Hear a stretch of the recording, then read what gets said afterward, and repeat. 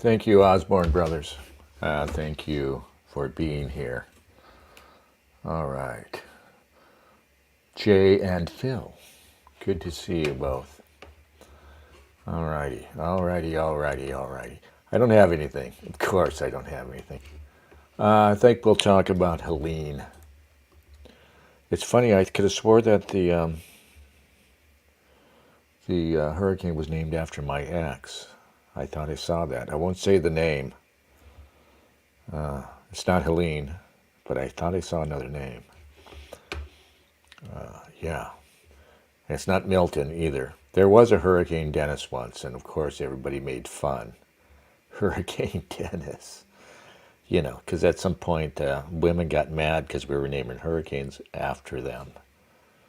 And of course it just goes against, all this silly feminist babble, well, we were naming hurricanes after women because they're big, powerful things. Same way that name large ships are always called she. The mother of all blank is the biggest ever, of a thing, But I think they actually realized that that sort of thing goes against feminist theory that holds that, just virtually everything from the past was about keeping women down, keeping the girl bosses out of power. Phil asks, is YT censoring criticism of FEMA yet? I don't know. I was looking for clips on YT, YouTube, and I wasn't finding them. I'm finding all of the clips critical of FEMA, critical of the response. I have no idea if there's anything to it.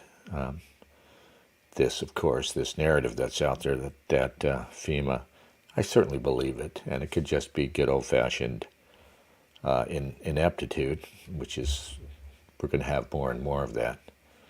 Not just because of DEI. I just hate how people seize on something that's a key, and then they just repeat it, until they get it wrong in many instances and give the enemy occasions by which they can say, oh, look, here's Joe Blow saying this, he's wrong. We can show where he's wrong. Which never, obviously, any given instance where somebody, okay, we're going to blame this on DEI, and they can show it's just the usual malfeasance or ineptitude. And they'll say, see, there's nothing to see there. Well, wait a minute, maybe there still is, you know what I mean? Like Matt Walsh said, there are millions and millions of kids going under the knife regarding the trans stuff. Then they corrected him. Oh, it's only tens of thousands, And I've heard this. I've heard this from woke family members, arguing. Oh, like, 10, 30,000, whatever the number was, which is obviously low, and it's old numbers now. So we're in the hundreds of thousands by now, maybe. That's a tragedy. If one kid goes under the knife for, this insanity, that is the trans movement, that's a tragedy. Tens of thousands, that's a tragedy. Matt didn't need to, go off half-cocked and claim millions, right? And they'll seize on this stupid shit. Elon Musk reposted this. Okay. FEMA disaster preparedness meeting. Let's see what's here. I haven't seen this. Oh my God. Holy shit, that's the gayest man I've ever seen in my life already. And he's not even actually engaged in gay sex. And it's the gayest man I've ever seen.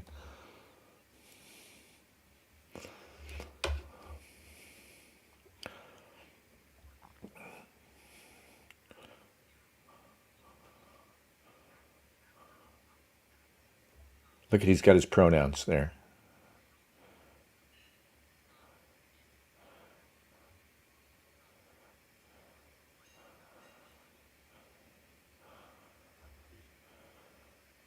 What? Is it?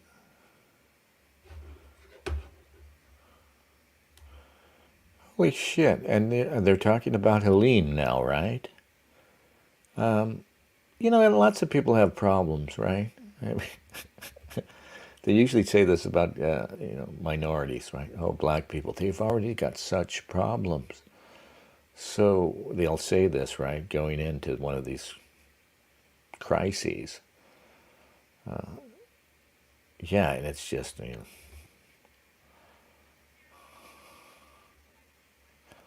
oh, intersecting.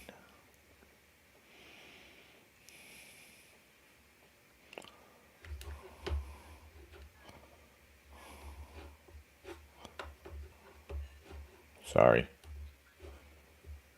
We're going to replay this.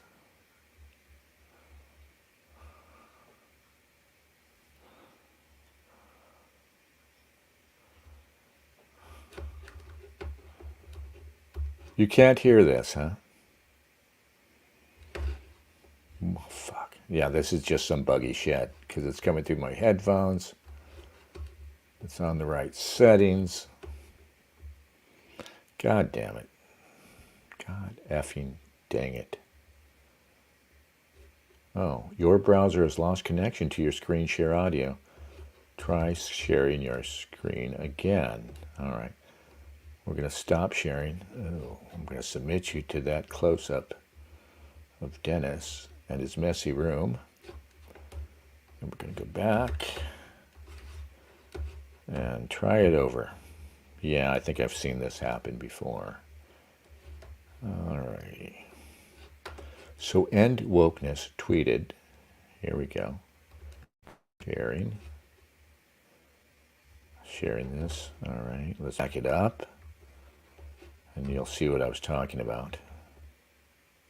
Sparked a few things in my mind, thinking about preparedness and how you said, LGBTQIA people and people who have been disadvantaged already are struggling. They already have their own things to deal with. Other people don't struggle. Your life is just rainbows, people. It's just compounding on.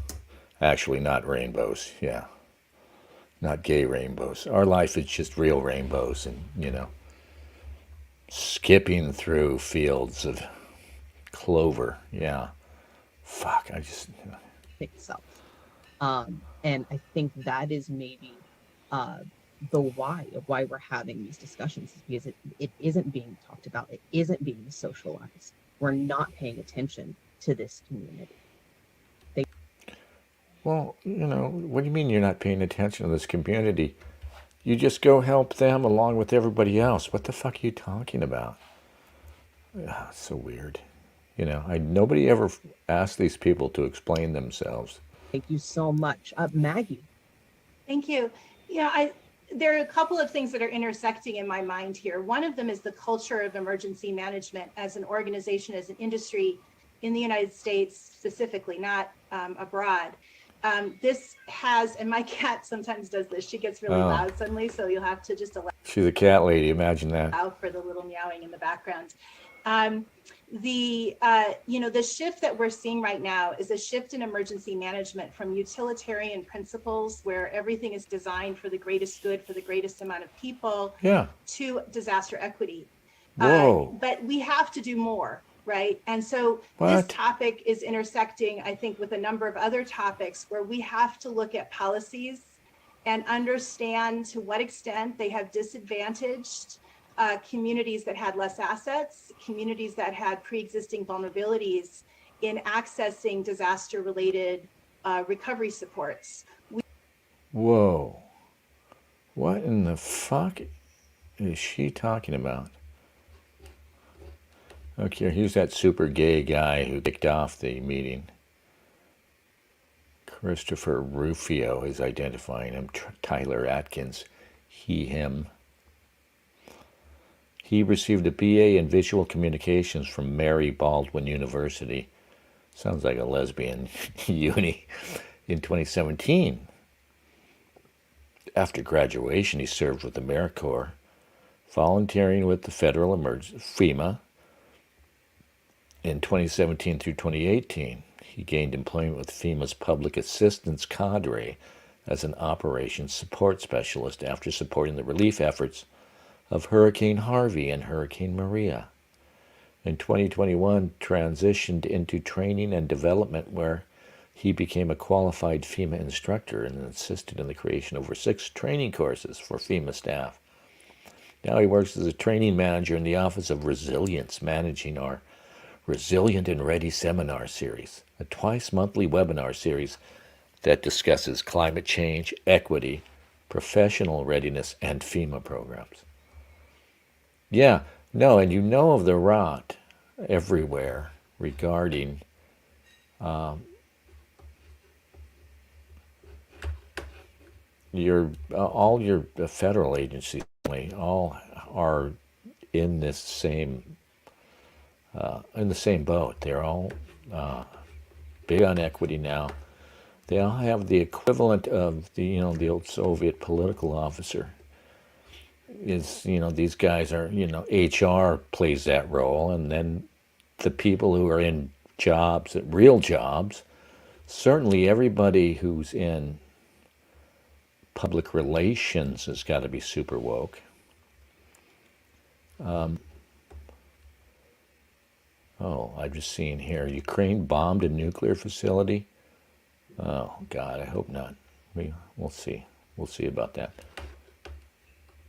I wonder if I have ever shown you this. I almost got on a grand jury. It was 21, maybe. 2021. It was, and I actually wanted to get on jury duty this time because I would have been on the grand jury that was catching, and the grand jury is,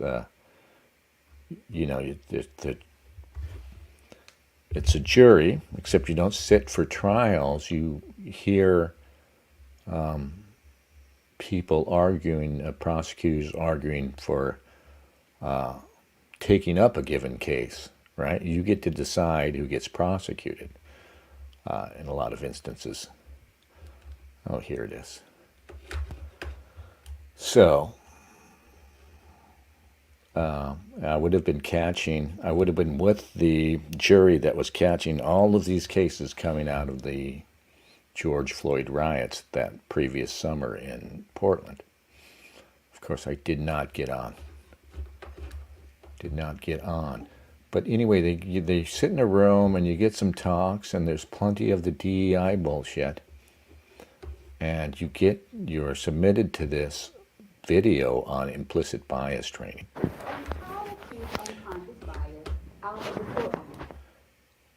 Yeah, and I had to take this surreptitiously. I didn't want to be obvious about recording it.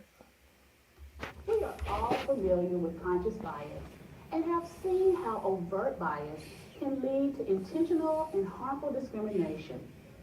Unconscious bias is different. I'm going to get the camera pointed at the screen soon. You know about unconscious bias. First, everyone has unconscious bias.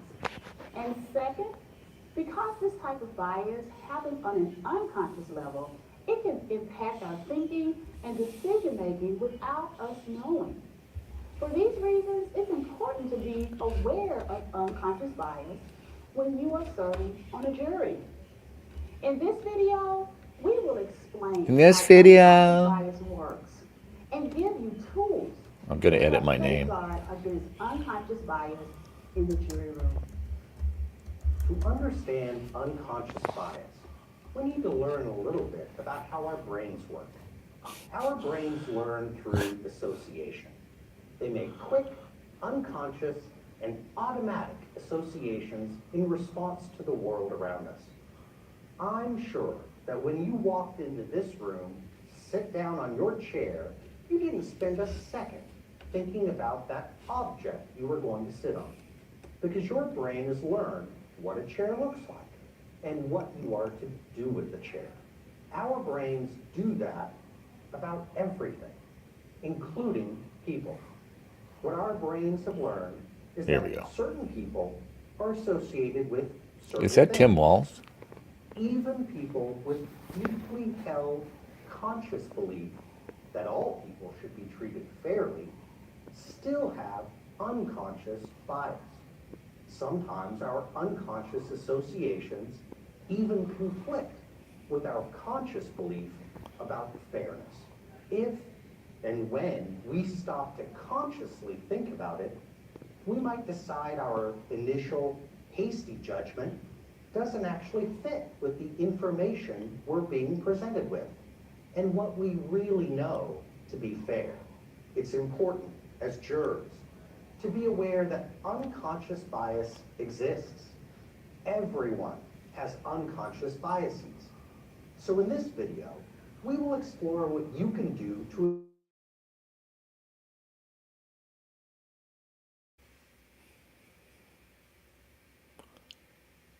and treating everyone fairly. Let's run through a few quick examples of unconscious bias to experience it firsthand. Remember, we're looking for instantaneous and instinctive decision-making that is influenced by deep-seated stereotypes and attitudes in our brains.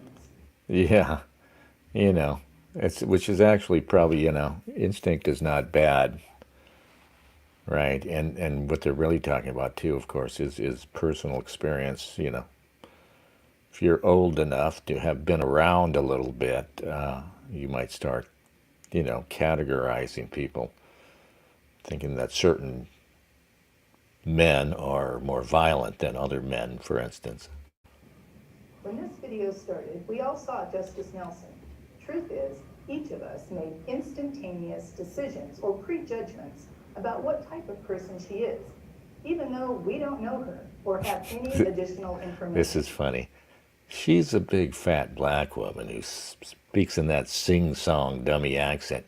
You probably thought you were looking at an idiot, didn't you? So racist, Ms. Russo. About her.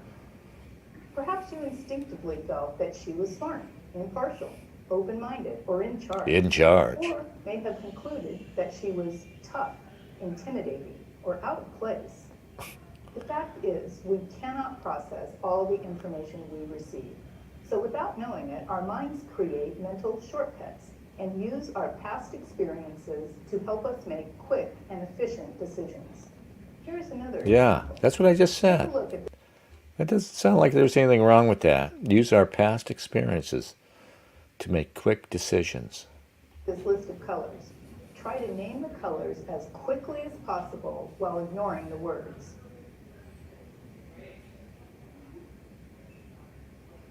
What the hell is Now, this? do the same with this list. Name the colors, not the words. God, this is idiotic. Well, it may take a little longer to identify the colors in the second list because we aren't relying on the shortcut of the word matching the color. When you saw that man taking a shit in a cardboard box on the commuter train, you probably thought, he's crazy. That was your unconscious bias. Taking the extra time to take in and process more information is worth it because more data helps us make more accurate decisions. What they're actually doing is trying to get you to use what somebody called the internal slap, right? Which I'm sure is well inculcated in much of the population now, right? And you make that judgment based on the fact that you know certain things about certain people, groups, classes of people, and you're supposed to check yourself and say, no, no, no, no. Like the famous story of the guy, supposedly the ticket agent. Now, of course, you have to believe the official 911 narrative, maybe, for this story to have any effect. But the guy who checked in Mohammed Atta, who was one of the particularly bitter incel-looking guys among the supposed hijackers of the airplanes on 9/11, and he said, "I had this. My first impression was, shit, this guy looks like a terrorist." And then I stopped myself and said, "Don't be racist." And of course he got on the plane. And I do think that those guys actually had something to do with 9/11. It's just there was a lot more going on, getting them on the plane and everything else. I don't believe this shit that I don't even believe that there was controlled demolitions necessarily. There could have been. But obviously I don't believe the official narrative. I'm beginning to think maybe they actually smuggled a shitload of the explosive that they found in the rubble into the bellies of those aircraft. And that's why you got those great explosions that you probably shouldn't have gotten. You know, jet fuel is actually not very flammable. I mean, it gets hot enough, it's going to blow up. But, you know, it's like the difference between an actual car, a gas tank blowing up, and one blowing up on the movies, right? In the movies, it's, you know, it's all fire. It's a little mushroom cloud, maybe. But if you see one blow up in real life, it's scary enough, but it's not that. And so I imagine, yeah, JP5, which is like kerosene that they use for jet engines, doesn't have that much power in it to blow up like fucking, like you saw, like nitroglycerin or something. Anyway. Considering all the information instead of making a decision based on the information that comes to mind most quickly can help us to avoid relying only on our preconceptions. The shortcuts our minds rely on can be really helpful in our day-to-day lives. Mustafa Because they Kasuba. allow us to make good and efficient decisions based on past experience. But quick decisions and efficiency may come at a price. At times, getting things right requires time and careful deliberation. God, they talk to you like an idiot, like you're an idiot, right? Like you know this. You already know this, right? Some of the shortcuts that we use can have really Like I said, it's all trying to inculcate the internal slap and just try to bias you in favor of minorities. negative consequences, causing us to unknowingly make unfair distinctions among individuals when everyone should be judged fairly. For example, although many people in the United States believe it's wrong to judge people by stereotypes based on things like age, race, or gender, studies have shown that we often react unconsciously to these differences to make decisions in our day-to-day lives. Here are a couple of examples. For a long time, orchestras were largely male, with almost no female musicians selected during auditions. Many orchestras changed the audition structure so that a screen concealed the identity and gender of the auditioning musician from the selection committee. This thing was actually debunked, and they're just going to cite it, like they often do in these cases. But that screen thing turned out to be bullshit, and it turned out to be another case of one of these things, sort of like cops wearing vest cameras, or intelligence tests for that matter. Originally thought they would cure bias, right? You know, filming interactions with cops would force them to behave and reveal them when they misbehaved. Giving straight up intelligence tests and using that for employment would prevent people from discriminating against qualified black applicants. Of course, these things, vest cameras on cops tends to show perps misbehaving, and it tends to reduce complaints against cops, because if a guy acts up, you know, and maybe gets clubbed by a cop, and he knows that the whole thing was filmed, well, unless he's a dummy, if he knows that he swung first or whatever, he's not even going to bother with trying to get the cop in trouble. And of course, we all know that intelligence tests very quickly fell out of favor with the anti-racists. This change drastically increased the number of female players in classical ensembles and demonstrated that there may have been an unconscious gender bias at work. Here is another example. When subjects of a study were presented with images of people who were able-bodied and people in a wheelchair or with a seeing eye dog in the workplace, researchers found that the subjects of the study made assumptions that the workers who were able-bodied were more productive at work, understanding that you can be influenced by unconscious bias. But they probably are. I mean, the blind person's going to be limited by their blindness. I don't know if being in a wheelchair will make that much difference, but they probably are likely to be less productive, right? That's why we call it a handicap. Is an important first step in preventing it from tainting your decision-making during the trial. Oh, When you are aware individually and as a group this woman about the scares me. existence of unconscious bias, you can evaluate when and whether it is impacting your decision making. You can also remember that unconscious bias acts as a sort of blinder. If you make decisions based on unconscious bias, you are unaware or blind to the stereotypes and attitudes that are actually guiding your decisions. Awareness helps us get rid of the blinders. When you are aware that pretty much everyone has unconscious bias, stereotypes, and attitudes based on things like age, race, and gender, you can look for those biases and have a better chance of preventing unconscious bias from affecting your decisions and judgments as a juror. In fact, jurors have told researchers that once they were made aware of unconscious bias, they were able to check in with themselves during the trial and evaluate their decision-making Wow, process. that's Come to the science. same conclusion if the person on trial or the witness were someone of a different race, religion, disability, gender, or age. This kind of conscious evaluation of our decision-making can help us avoid mistakes based on You know, it's almost like you guys are trying to instill a bias in us. unconscious bias. If I didn't know Only better. after evaluation did the jurors feel confident they were judging the person on trial, the witness, or the lawyer fairly. Most of us don't want to judge others unfairly. Golly, Or no. be guided by unconscious bias when making decisions. Thank But you, Governor research Tim. tells us that simply having good intentions does not work. Neither does ignoring things like age, race, or gender, because unconscious bias really does happen without us realizing. Now that's interesting. So don't ignore age, race, or gender. Thinking, wow, isn't that what you've been telling me? And they're saying don't ignore it. So if I don't ignore it and I assume I have unconscious bias in these cases, what you're actually telling me to is have a little bias for these people. Did he say transgender?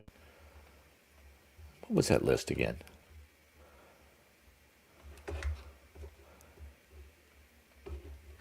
I think it's age, race, and Race gender. or gender, because Yeah. unconscious bias really does happen without us realizing it. What studies have shown does work is the following. First, know that unconscious bias exists and occurs for all of us. Second, carefully examine our decisions and judgments as jurors. And third, question our decisions by asking whether they would be different Whether. if the witness, Look at the way his lawyer, voice or goes up. person on trial was of a different race, age, or gender. We can help prevent unconscious bias from affecting our judgments by taking the time to examine what's influencing our decisions. Making the effort can help us feel more confident that we're being careful and reaching appropriate This is almost conclusions. over. So don't hesitate to ask yourself about unconscious bias.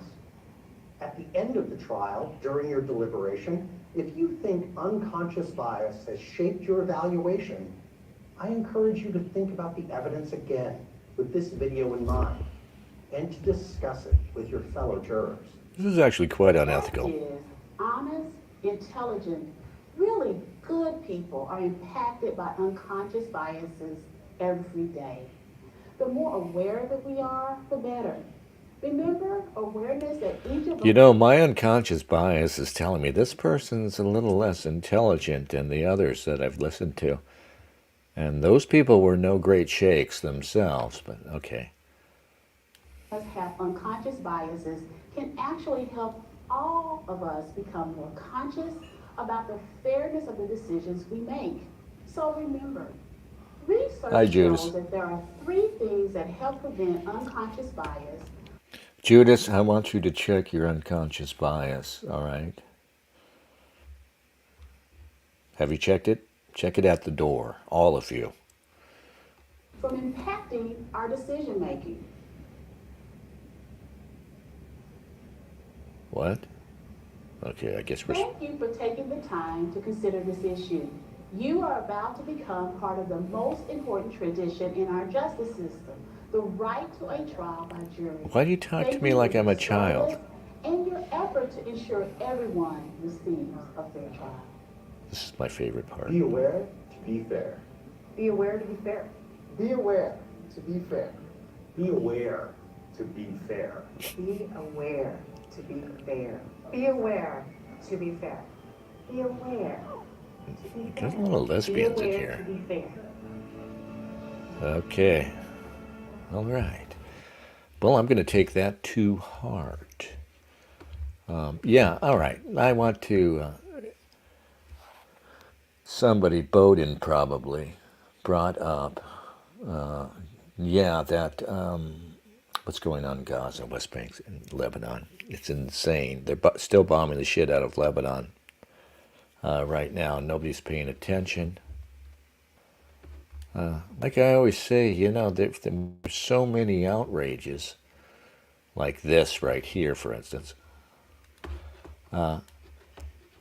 They tend to get away with more shit when there is just, you can't see the individual outrage for, the forest of outrages. So this post says, this is all brought by private citizens, no FEMA.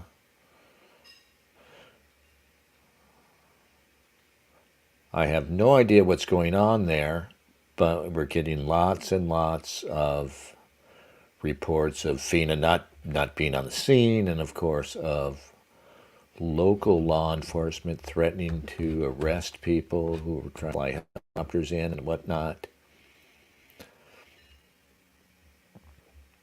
Somebody named Isabella Maria De Luca points out $230 million to build a pier in Gaza that lasted 20 days. And of course, the $750 for Americans who lost everything to Hurricane Helene.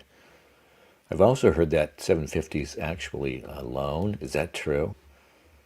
I hate when they give the stimmy checks. What were those stimmy checks? They were like $1,000 or something. And everybody was, oh. All right, share this instead.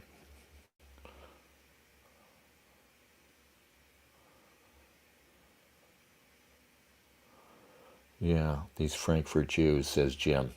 I've had just about enough. How about conscious bias perpetrated? No, I guess conscious bias is okay. It's the unconscious bias. Yeah, well, that pier wasn't really for aid. That pier, God, that looks like a piece of junk, doesn't it? That pier was actually to smuggle weapons in. They're saying, I don't know. And the federal relief and assistance that we have been providing has included FEMA providing $750 for folks who need immediate needs being met. God, she's just so obviously not up to the task. She always has to read from her notes. Remember when you used to see politicians and other people in these positions, and it was usually a white guy that, and it used to be that they looked the part. They all looked like Peter Graves, like a middle-aged white guy, square-jawed and, gray-haired, and, he looked formidable, Like doctors used to look like doctors that you saw in the old movies. There was a reason for these old stereotypes about what a doctor looked like, what a president looked like. Now, but they always used to be able to speak extemporaneously, right? Look at Kamala. She's just reading her notes. That's all she can do is read the notes. Always read the notes. Even in interviews, of course, you see her reading from her notes. And it seems to me that they used to get up, and just talk. They might have notes with them. They might refer to them once and twice. But they stood up there and they talked, and you got the impression they at least understood the basics of what were happening on the ground. Now it's always somebody with their freaking nose in their freaking notes. It's insane. And Wokeness is another Twitter account. Says 26 out of the 28 North Carolina counties wrecked by Hurricane Helene voted for Trump. many won't be able to vote now. And of course, a lot of people are saying this is about hamstringing these communities before the election. So all these people will be displaced and they won't be able to vote, or the voting will be the last thing on their mind, maybe. I have no idea. I have no way to pay for food. Oh, wait a minute, though. We've gotten rid of those onerous voter ID laws. They'll probably reinstate them. No way to get gas. We're stuck. So we have to sleep in a car that's leaking with the same clothes we've had on since the... It was a 30-foot wall of water just pushing through Lake Lure all the way down. My house washed away. I had a cat, I had two geckos. And I lost it all. It was like by a miracle that we made it. I started to call 911. I could not get through. I called again and I was able to get through.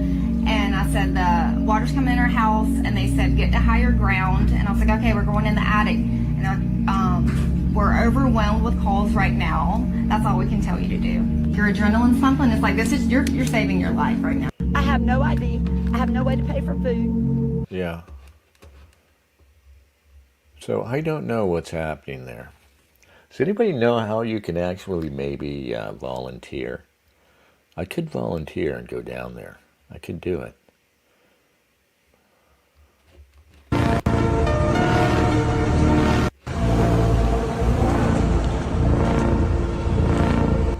So I try to go with what I know, right? And there's a lot of talk coming out, and there might be good reasons for, I don't know, even for these guys threatening arrest on people. I mean, I just don't want to immediately grab hold of the, the narrative that's being offered, because there's often mistakes.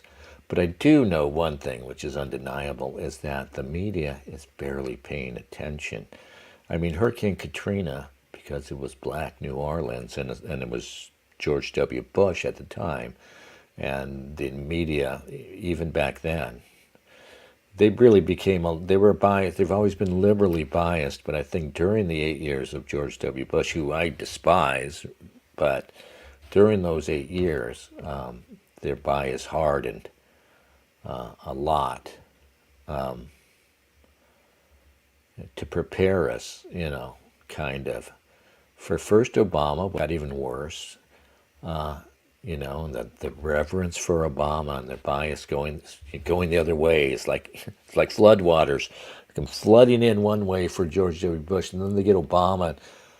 It's like a shift, and it's about back. Now the bias is in favor of the president. Of course, do note, all their bias against George W. Bush didn't do any good where it might have at least been able to do us some good, like in preventing the Iraq War. No, the media all kind of got behind him. He became okay for a while. His approval ratings shot up among the public and with media outlets who were trying to boost this guy up. I remember at the time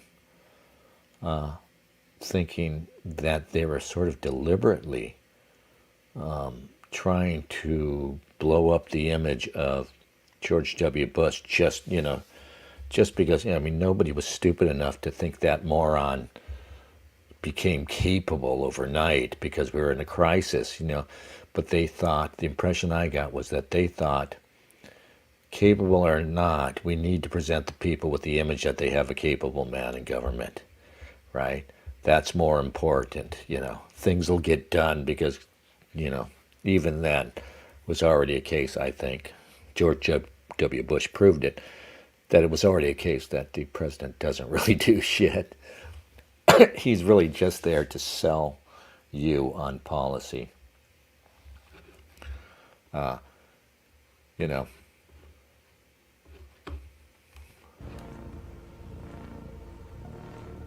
they just immediately seized on the narrative that George W. Bush, remember that idiot Kanye, who said George W. Bush doesn't care about black people, and that's why, all this mayhem in New Orleans, which of course is ridiculous. Like it shows you the childlike way that black people view things, and that the media kind of views things. They think that, okay, here's Bush, and he's this redneck type to them, and so he doesn't like them black people. And that, he just totally forgets that he's president, a politician, and, all this other stuff, and says, yeah, we're not going to help them black people out down there in Louisiana. And then, and so he doesn't. When, of course, no matter what his personal feelings might have been, and frankly, you all know he's too stupid not to be racist. He's too stupid. Stupid people are decidedly non-racist. But it wasn't like he was just going to instantly forget, right? I mean, it was obvious from the start that because the refugees were black, it became a bigger priority to help them out. And that's just taken for granted. Like Wolf Blitzer forgot himself when describing these scenes, right? Getting nightly scenes from overhead, from the air, of, people walking around, refugees in a disaster area. And Wolf Blitzer was, doing that thing where media reporters pretend to be moved, right? And he says, oh, such a scene. So, what did he say? So bedraggled, something. So miserable is what he meant. I forget the word he used. So miserable, so black. He's so black. He just, but that was the thinking exposed, that they actually have an implicit bias built in, that makes them it makes them more sympathetic when they see it's a black person. I mean, this preceded our current woke era by decades. This is something I noticed as a very young person. That the politicians kissing babies, and then it became politicians kissing black babies, right? Because that was just like a double, that just amplified the kissing babies aspect of it. This is Franklin Graham. I'm the Samaritan's Purse outside our headquarters here in Boone, North Carolina. We never imagined that our little local airstrip would be used as a helicopter transport helipad. We've got supplies going out here every few minutes, going to different parts of the state that were cut off as a result of Hurricane Helene. Well, those are right Army now we're helicopters. taking fuel, we're taking Starlink satellites, and thank you Elon Musk for helping with that.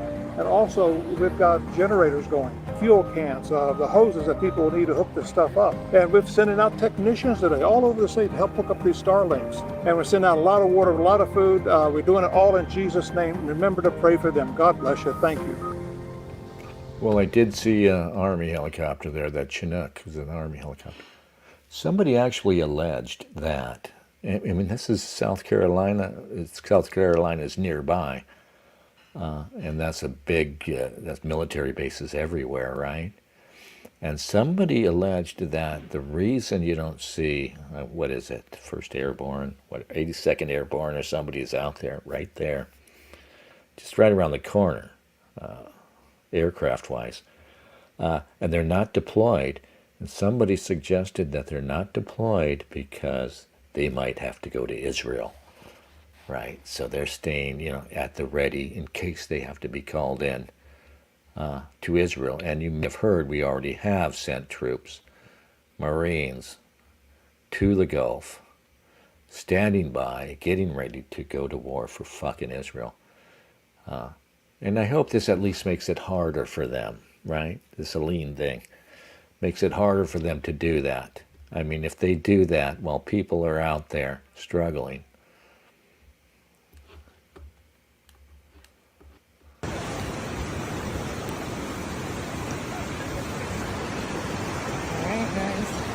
here. Here's where the fucking road goes. We're transporting all the pets, all of our shit. This is basically what's stopping us from getting out of here. Gotta climb over the house. Yeah. So TikTok is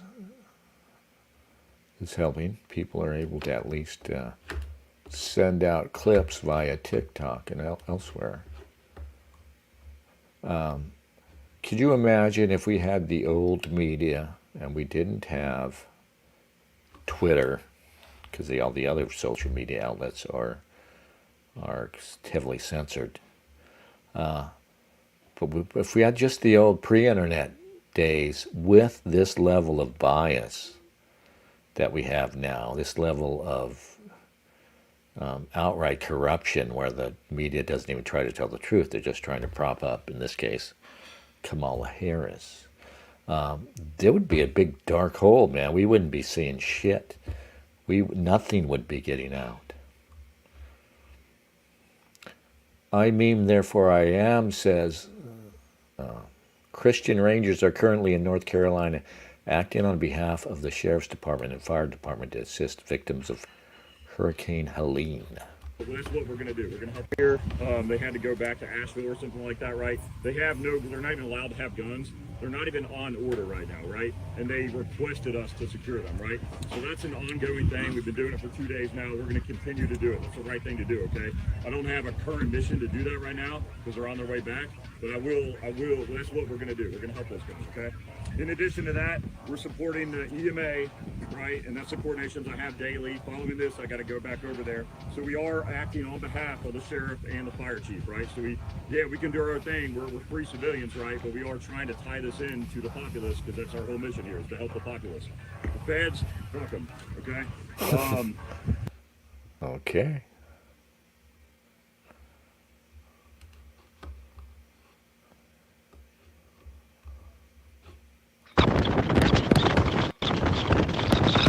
I don't know what we're watching here.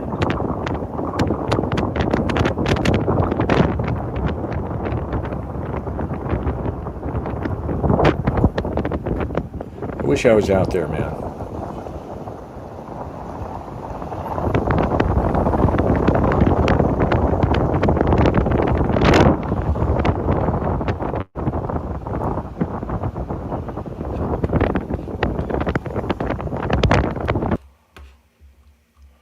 I just wish I was out there.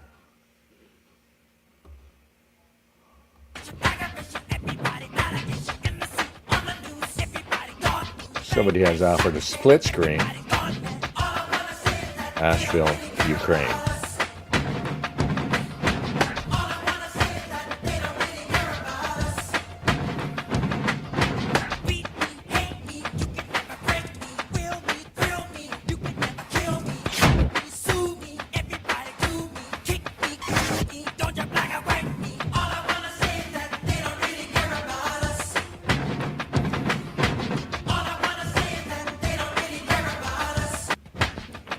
Yeah.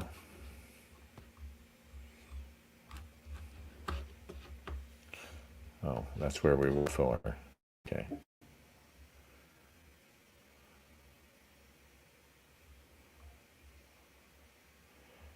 This guy points out in the past few days we've spent over $17 billion lavished on other countries. Well, we didn't make it for the milk. Or Wednesday, October 2nd. I guess they looted the stores. Gone. More empty aisles.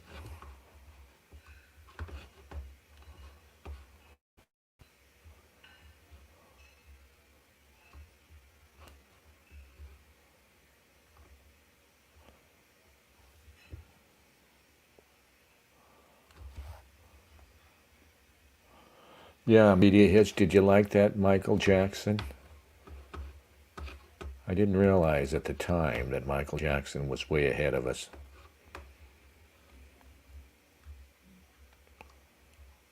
Looks like a tornado came through. So here today in Swannanoa, North Carolina, one of the hardest hit towns by Hurricane Helene. Looks like a tornado came through. Well, it was hurricane, yeah. There's no government here, there's no FEMA.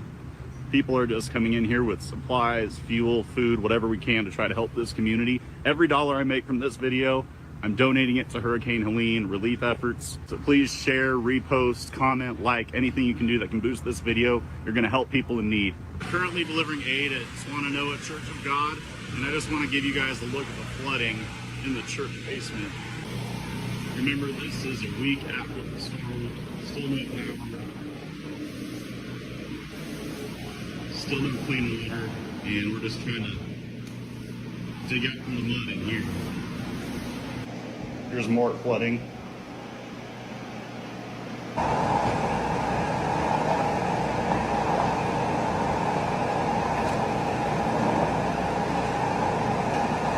Making some progress down in the basement. Hungry people ready to get a hot meal.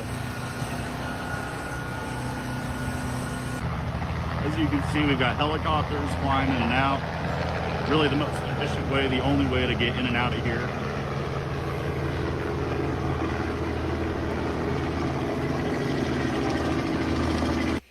Now that chopper there, one of those weird choppers with the rotor way up there like that. I think that's the guy. He's got his own channel, and somehow this guy, his life is flying helicopters and airplanes and shit. And so he had this YouTube channel about his adventures. And he's one of the guys who's been flying in and out. One of the guys who was threatened with arrest by the authorities. Respect my authorities.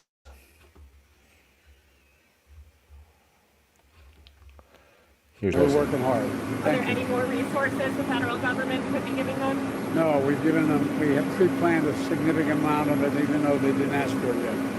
Hadn't asked for it yet. We're working hard. Are there any more resources the federal?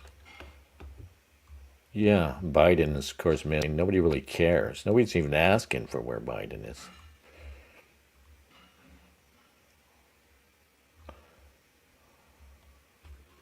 About this misinformation. Do you think this is a time to put falsehoods aside, like the idea that FEMA funds are being redirected to migrants, which is just not true? Well, it is true that FEMA and the Department of Homeland Security have been spending billions of dollars on migrants. Now, I understand some people say they're separate funds, but we just passed a short-term spending bill. It's very common for the administration to come and ask for permission to move money between funds, especially to prepare for emergencies. And second, I would note that this administration seems to have no problem finding money when they want to spend it on their priorities. When they need hundreds of billions of dollars to pay off student loans for graduate students in gender studies programs, they somehow find it. You know, Cotton is one of these Israel cucks, and if he was with he would be pointing out that we're spending money on Ukraine and Israel. He's not even going to go there. He's going to talk about gender studies, wokeness, which is not really the case. They shot their wad. They spent the funds they had on migrants already.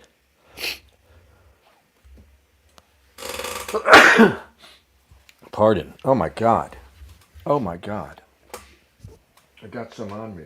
Oh my God. I think I got some on me. All right. It's okay.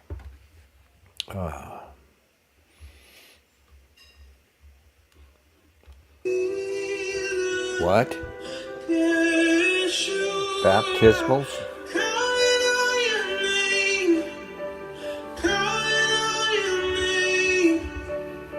All right.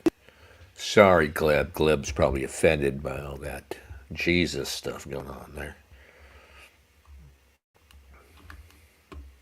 $750 to Americans who have had their homes destroyed. That's not true.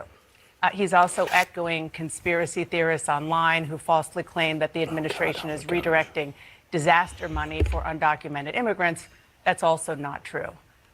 Why is he spreading misinformation in a crisis like that? And does that concern you about your fellow North Carolinians and how and whether they could actually get help? I'm incredibly concerned in North Carolina. I hear every day from people on the ground there, and they are desperate for help. It is a dire situation there. I actually think we don't even know the extent yet of truly how bad it is there. And look, Kamala Harris did come out and say it's $750 per family right now.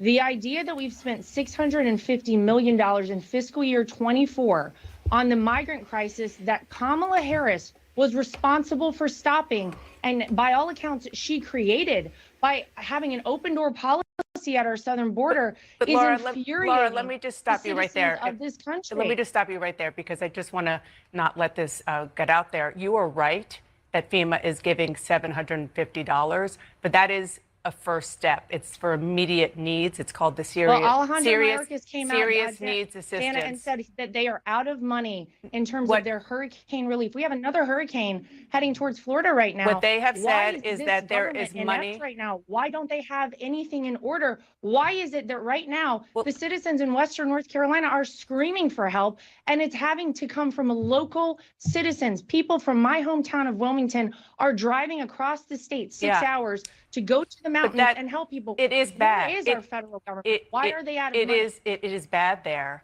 but my question is about the misinformation, particularly the notion that they are moving money to migrants, to, you say, undocumented migrants, which FEMA says flatly is not true. And if people are not getting correct information, then they can't go for assistance as they have been asked for. I just want to quickly play what Senator Tom Tillis. Let me just say for 1 second. Go ahead. You have migrants being housed in luxury hotels in New York City. We have paid so much money from our tax dollars into the crisis that didn't need to happen. We could redirect money to help people immediately on the ground in North Carolina. Laura, they're saying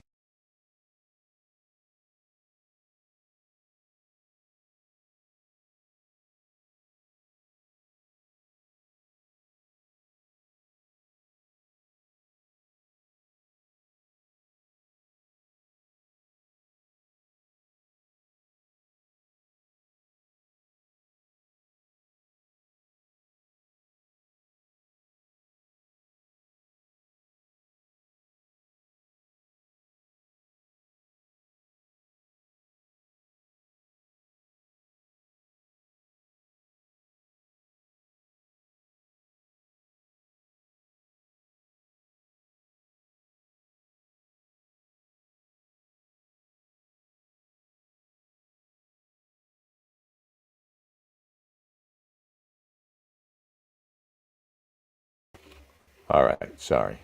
I'm back. All right.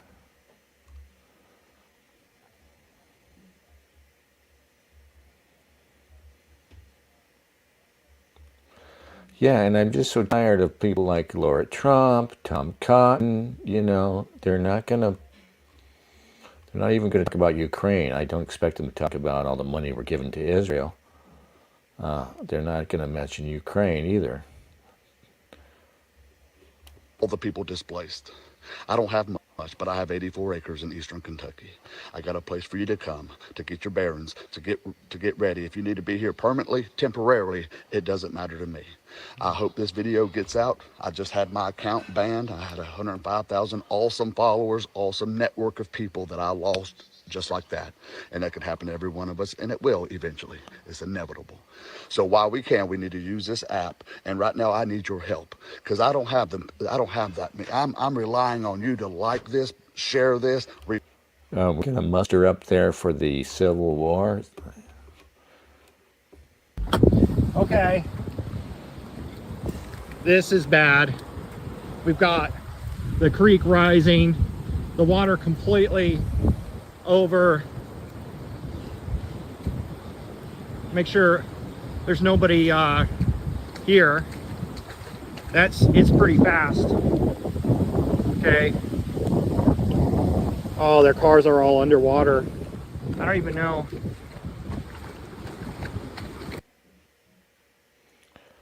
Yeah.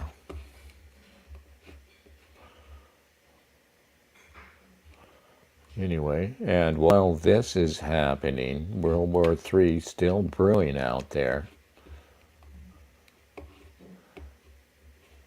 Here's an interesting story. Not so interesting, really. But,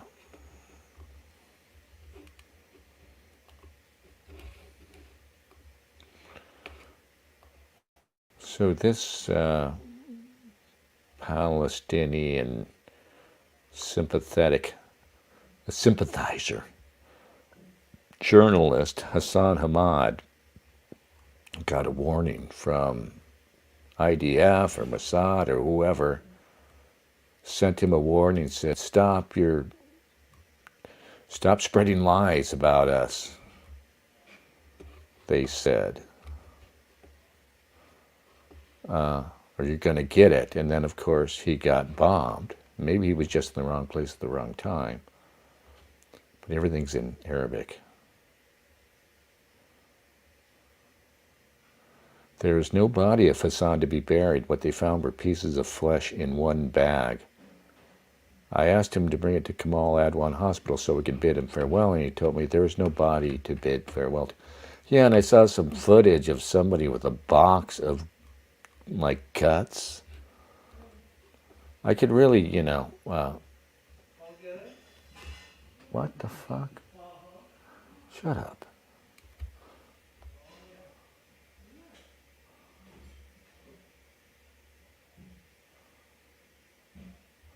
Yeah. Hamas is trending.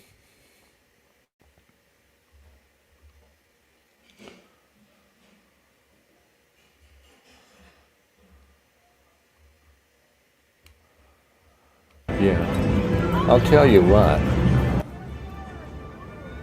On Twitter, at least, Israel is winning because they're definitely more pro-Israel people. This is them raising the Palestinian flag in downtown Chicago. I genuinely sympathize with the Palestinians, but I still don't want to raise their flags here.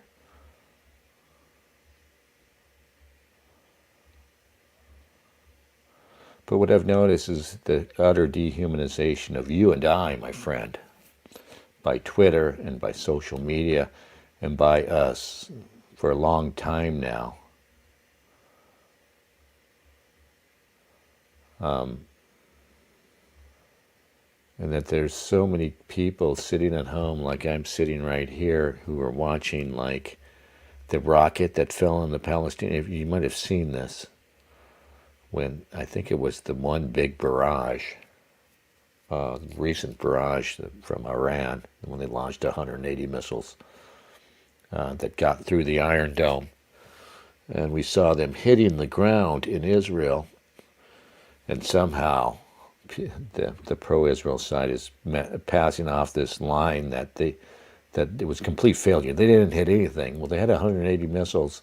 It looked like lots and lots got through the Iron Dome and the Arrow, whatever. They have 3 systems for each level of missile.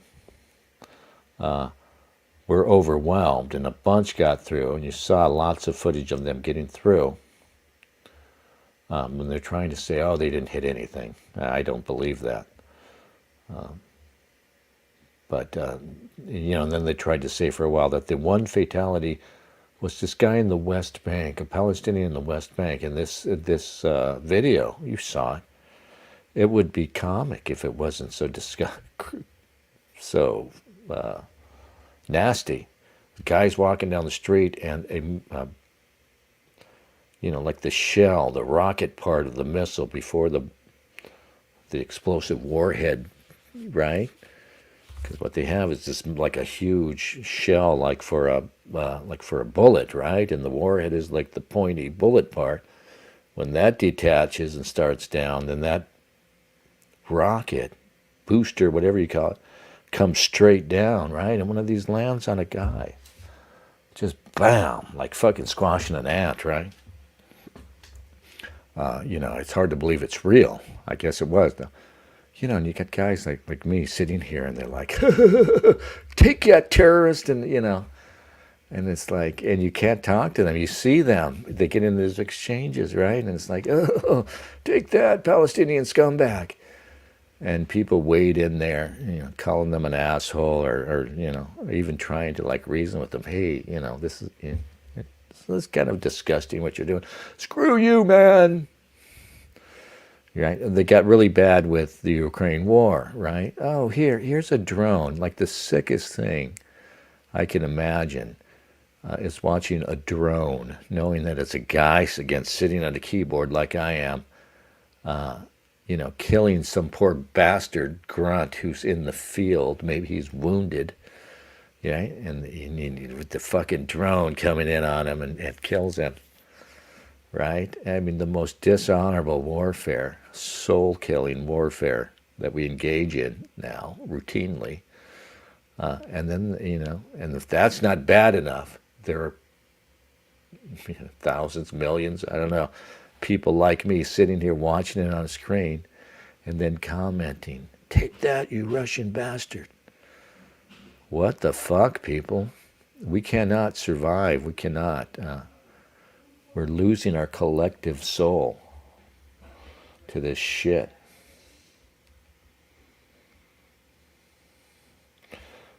Phil says that he doesn't want the Palestinians or their flags here. We are full.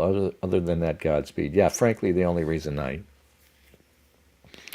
ally with them on this issue is because Israel's my enemy too. And it shouldn't be complicated. And I know I always rail about this, but it's actually very disheartening to see how many people on the right, otherwise sensible people, who were very quickly, and this is a deliberate campaign, and it's swallowed up, my good friend Steve Saylor. And, like I said, there's a whole circle around him now, all those, the Passage Press guys, raw egg nationalists, and all these fucking kind of douchey people who are big proponents of Steve Saylor and his cutting-edge race realism now. It's all part of this very deliberate campaign to, if not make us all pro-Zionist, pro-Israel, at least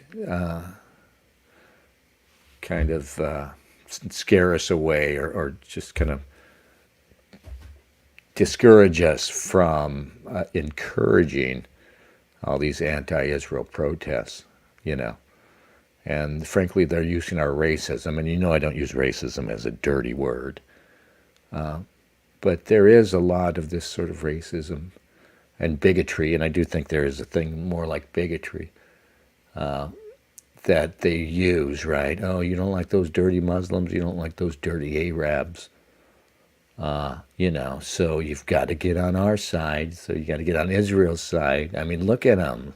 There they are marching through some city with all these leftist scumbags, America-hating lefties. So, what side are you on, Dennis? You're on their side or you're on Israel's side? Well, it's not about sides, is it? I'm on my side. I'm on Hawat people's side.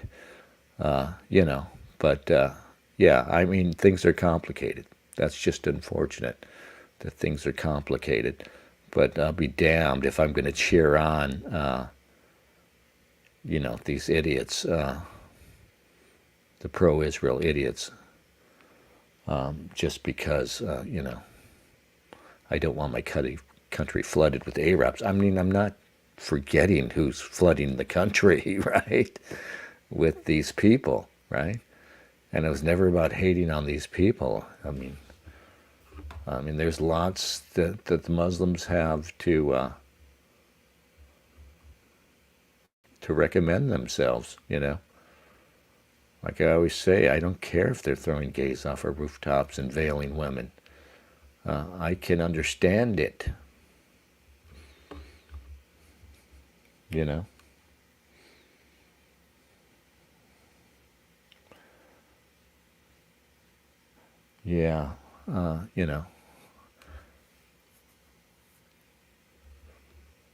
And, my worst enemy is the enemy who is most capable, who is most in control of things. My worst enemy is the one who has the most agency, the most control, We can deal with the Arabs and the Muslims and the Muzis, and we will.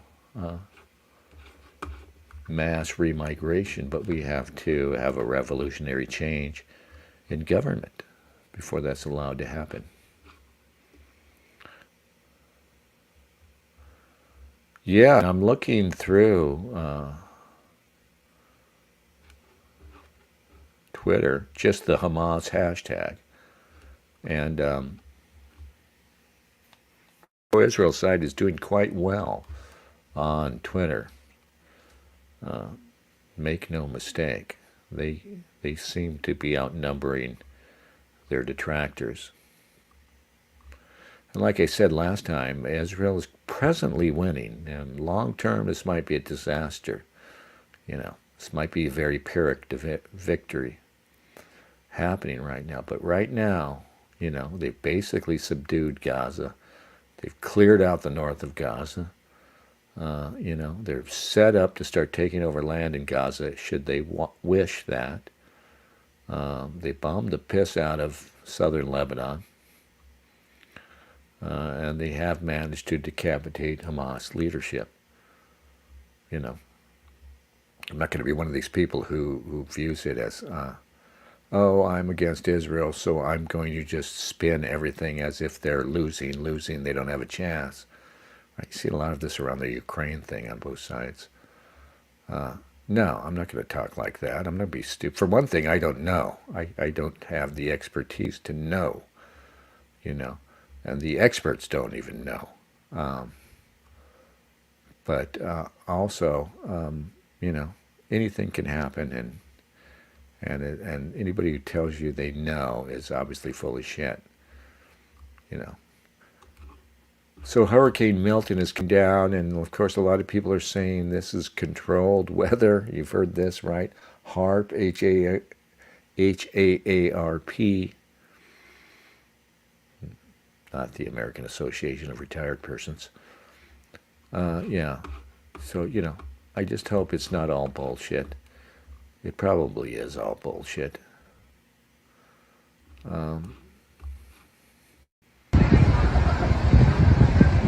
They're saying these weird clouds, I forget what they're called,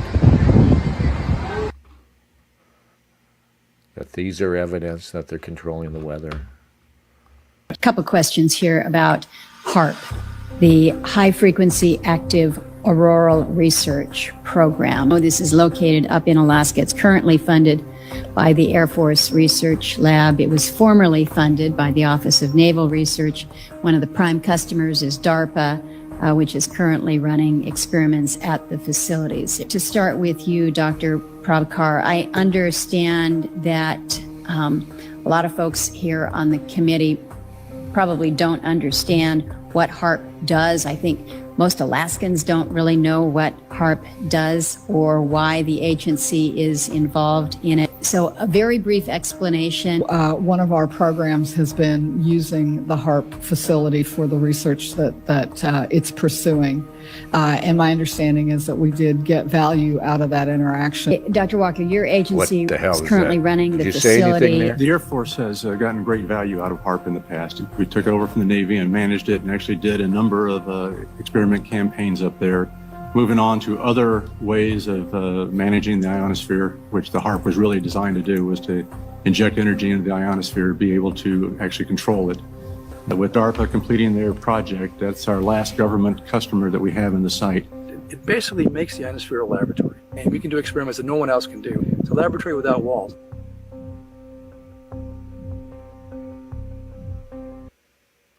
Interesting.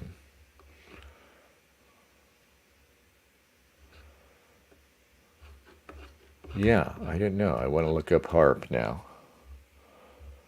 Yeah, we'll do that later.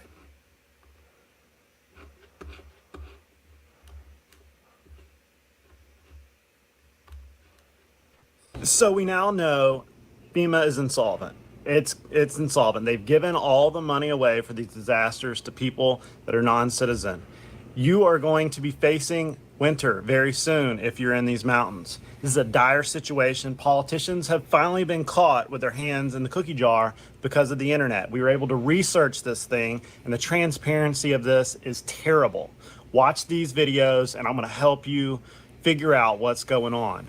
I want you to listen to what she's got to say right here. This is very important personal experience. The airport. Watch this. We picked up a Put it right here. flight of pediatric medical supplies that were brought in and are going to North Asheville. We were sitting in the private portion of the airport, and we got to overhear an awful lot. The Army pilots, the Navy pilots, hospital representatives, there was a lot of chatter. While we were there, a private jet landed and 4 FEMA representatives got off. Four people off of a private jet. Come to find out, and you're not going to hear this, so let me tell you. Come to find out, Mission Hospital was told, a private hospital, that they are going to go ahead and be the morgue center for body recovery. All of the Army Chinook helicopters you're seeing flying overhead, they are doing body recovery. FEMA said, and you can take this as a direct quote, said that they are too tied up at the border to send any more representatives. Yeah, at the border. So anyhow, I guess border control trumps. Now, if that's true too, and it's not that they're at the border keeping people out, of course. They're down at the border basically processing people in. And I think FEMA is actually overseas involved with these NGOs in South America, where they're, arranging travel for the illegal immigrants to get here in the first place, flying some people in. Whatever's going on here. So, they told Mission Hospital they are not sending refrigerated trucks so that they can stack the bodies up. And we also overheard that whatever fatality numbers you are hearing, and this is a quote, go ahead and add a couple of zeros. Yeah, well, we should be stacking bodies. So FEMA's In too the busy other with sense. the border. A private hospital and the Army are going to take over body recovery, and private individuals with their private helicopters and their private planes are the ones who are flying in supplies. I was at Hangar 10. I was picking up supplies. There was a stack for the Cajun Navy. There was a stack that looked like it was ASPCA. These are all being sent by private individuals. FEMA is doing nothing. Go ahead and share that. So this next one is even more weird, and there's just things that just don't add up. And check out what he has to say. Carolina, you deserve to hear this. I'm a truck driver, all right? I have a 53-foot step deck. I've been trucking for about 2.5 years. I have a YouTube channel. You can verify that on Babyline Hotshot.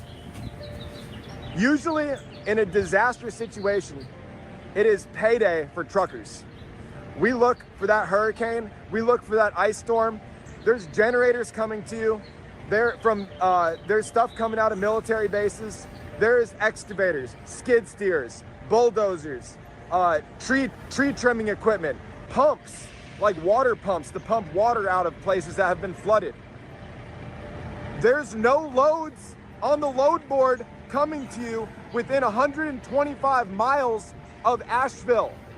It's called Truck Stop. This is where I find all my loads. Chicago, Illinois, up at the top. Within 250 miles of Chicago is where I'm gonna pick up. The second is the destination. So it goes origin, destination, watch. See, drop off location. Let's do city. North Carolina. Click it, boom. All right. These are all $1.40 a mile loads, $1.39. That was posted yesterday. I mean, there's nothing. There's nothing. These are loads that you wouldn't even, nobody's taking them. They're just on the load board. They've been on there since yesterday. You can see, right? Let's type in a different city. That's from Chicago. Maybe Tennessee, maybe Nashville is closer, and they'd send resources from Nashville, Tennessee.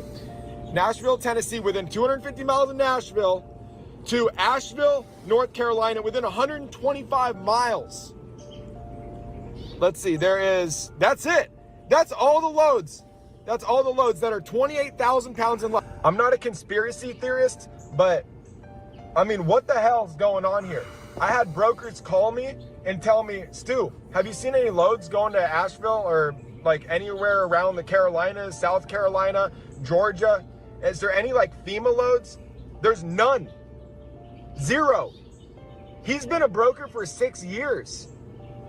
And he's talking to other brokers, they're saying the same thing. What's going on, guys? Where was the transparency in any of this? There was none. And now they're trying to cover it up. They're caught. And now they're starting to launch congressional inquiries on where is all the aid? Why was it stopped? Why was it halted? I've told you in the videos prior to this why it was halted. And because of the rural areas that it's in, they thought they were going to be able to cover it up. And the internet and everybody that just banded together and sent me stuff, sent stuff on Twitter. You can follow me at Jack Motley Live on Twitter. They said, you know, we've had enough, and here's the truth. And the media has spun it, and they're saying that everything was done that could be done. That's not true. I've proved to you the government has the ability to fix this. They could have provided aid immediately, and they have not. Hold these politicians accountable. I mean, we're in a situation right now where the civilians are out there, just the normal people are helping each other to their left and the right, delivering supplies, goods, and people are just searching for information. The amount of comments that have come through on my last few videos where I've talked about this it's staggering to see people have a thirst for information and nobody trusts the media anymore, and rightfully so. After going through hurricane after hurricane, Ivan, Katrina, Opal, Aaron, Sally, recently we went through Sally and it was a terrible experience. I mean, it came right up that road right there and destroyed everybody's life. I think she's right about the Army looking for bodies, and I think they have directed a lot of the resupply to the civilian side. I think a lot of these sheriff's departments are overwhelmed, search and rescue overwhelmed, sheerly by the ability to move around the map. Without having airlift at the Army level, being able to bounce around the map, you're going to see a lot of these people, the scheme and maneuver, the ability to move around the map is going to be the hardest part. Saw this in Afghanistan. If you have Army, logistical, infantry background, put it in the comments down below what the Army's ability was to bounce around RC East Afghanistan, or even in the mountains up in north of Mosul, or like anywhere around a lot of these really, really desolate areas in Afghanistan. And you'll like comment down below. An entire division in the United States Army called 10th Mountain, okay? They specialize in mountain warfare, mountain logistics, everything to do with the mountain. And these guys could be on top of that mountain tomorrow directing exactly how this needs to be done. I'm not trying to belittle any of the sheriff's departments or any of the local areas. I'm just saying there are professionals that are just hours away that the government could call in and fix this situation. It was boggling. Just yesterday, they interviewed President Biden, and here's what he said. What does the storm zone need, Mr. President? Okay. What are the states in the storm zone? What do they need after what you saw today? Oh, in the storm zone? Yes, sir. I'm wondering what storm you're talking about. They're getting everything they need. They're very happy across the board. He didn't even know which storm. I mean, to people like us in the South, these storms destroyed lives on the Gulf Coast of Florida, all the way up Georgia, North Carolina, Tennessee. You didn't know which People's storm? homes are gone. Everything they have in this world is devastated. And now we're seeing the wholesalers come in asking to buy their properties pennies on the dollar. The corporations are going to come in and try to get their lands for penny on the dollar, many of which they inherited. And when you're staring at complete catastrophic event, you're wondering, like, do I just sell and move out? Please don't. Please don't allow them to take your properties pennies on the dollar. Ask questions. Go down these rabbit holes of why are they wanting to be here. The ore in the North Carolina mountains is worth a crazy amount of money. Don't take my word for it. Start Googling. Where's all this quartz going? Where's all this lithium going? Why do they want to mine it? What kind of mines are coming in here? And what does it have to do with Taiwan? What does it have to do with chip making, semiconductor making? There is a big market for the area of Asheville, just north of it, west of it, east of it. These mountains are worth a fortune, and they're going to try to buy them for pennies on the dollar. Make sure everybody around you, y'all understand there's a reason why there's roadblocks of this aid. A woman and her husband left their home, came back the next day and found they had 15 cats, 5 dogs, and a father-in-law, and found them all dead except for 4 cats. And the story was hard to hear.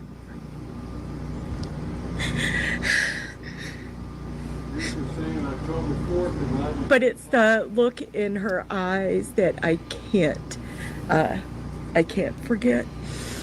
Last night, somebody was at the river and just looking at the destruction and cars upside down and saw Halloween costumes floating down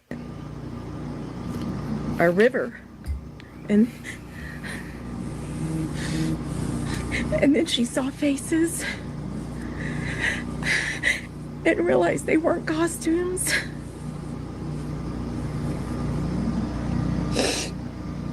She said, I've seen bodies and I'm not okay with that.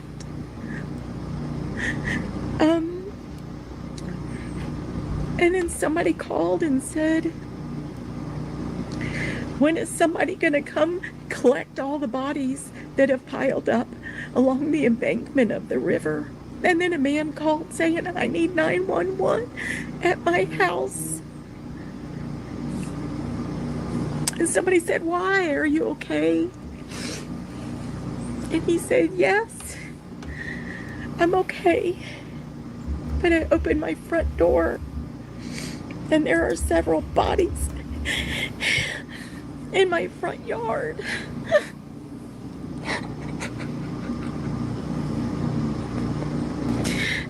This is the stuff I'm having a hard time with.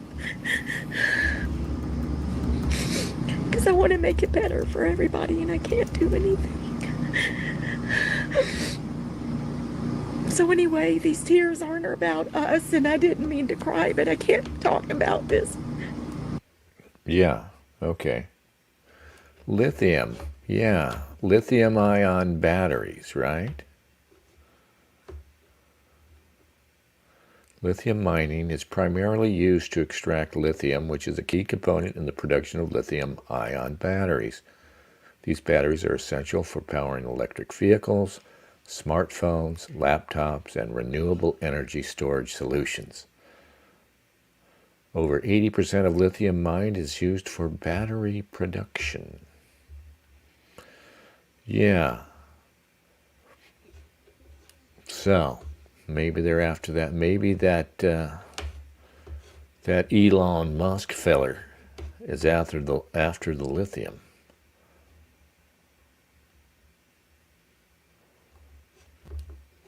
Talking about TEMA and all these other agencies that have no power, we have no running water, but I'm just so pissed off that I've got to make this clear. We got a notification from TEMA. I'm guessing that's FEMA for Tennessee. I'm not exactly sure. I think it's supposed to be the disaster relief people, but they were like, do not donate your time. We don't want you to donate time unless we ask for you. And we don't want you to donate stuff to other people. You need to just donate money and stuff to us and get your instructions from us and listen to us. What? And then they said yesterday, we don't go into areas that the roads are not easily accessible. What? You are the disaster relief people. Like, that is your job, to go into the areas that are hit by disaster. We're not going into any place where we don't have cell phone service. Are you crazy? Yeah. Yeah, I could just see that. I could just see that. All right, enough of that, right? Enough of that. I want to talk about something else. Jim Bowden says, sorry for being somewhat condescending. Don't be condescending. But this is what happens. Another D, another extra D.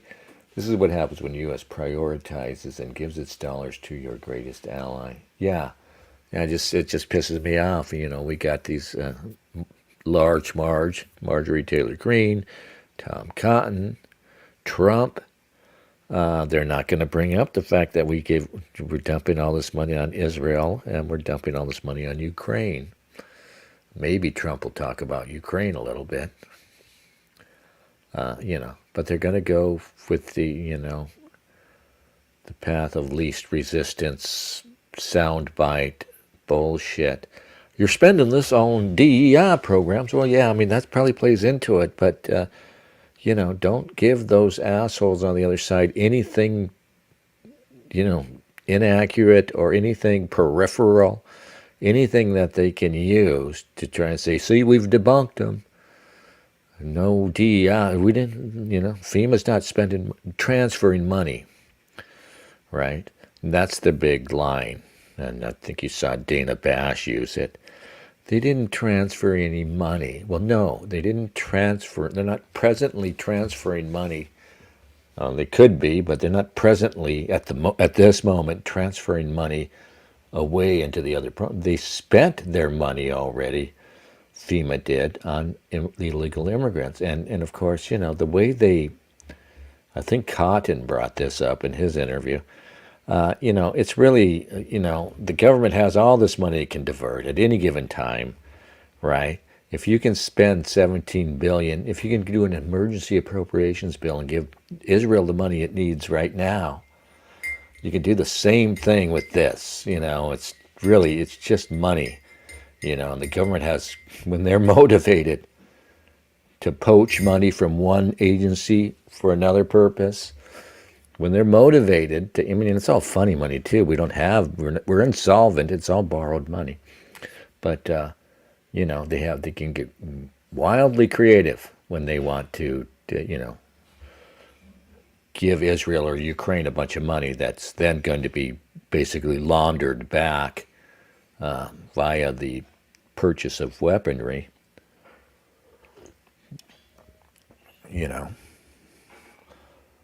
So don't, fuck that, man.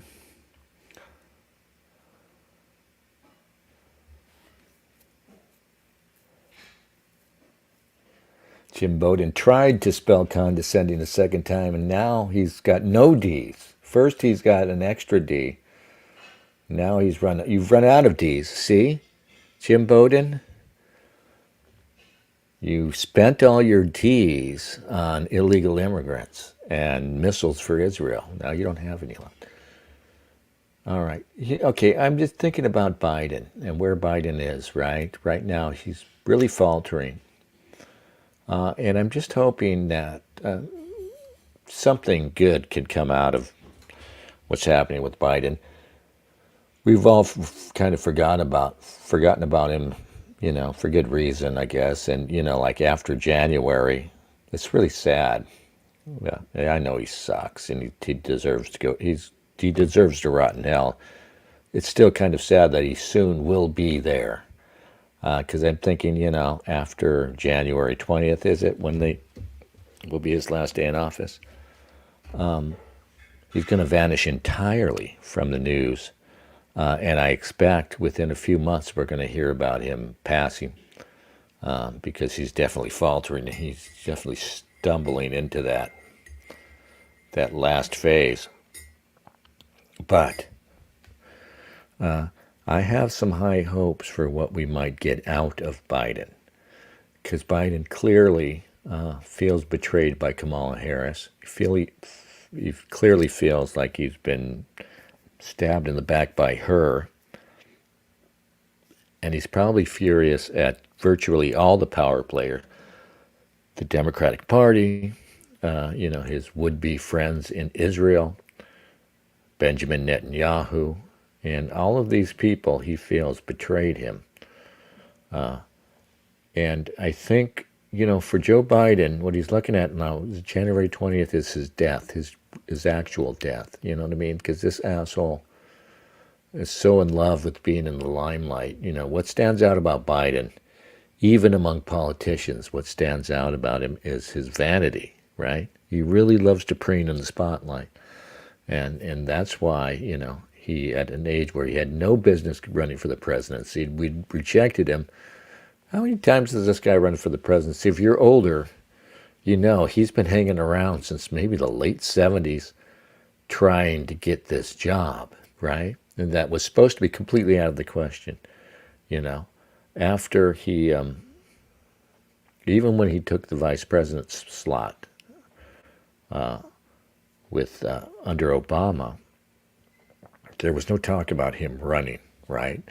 It was going to be Hillary's turn next, and I'm sure it was presented to him in that fashion.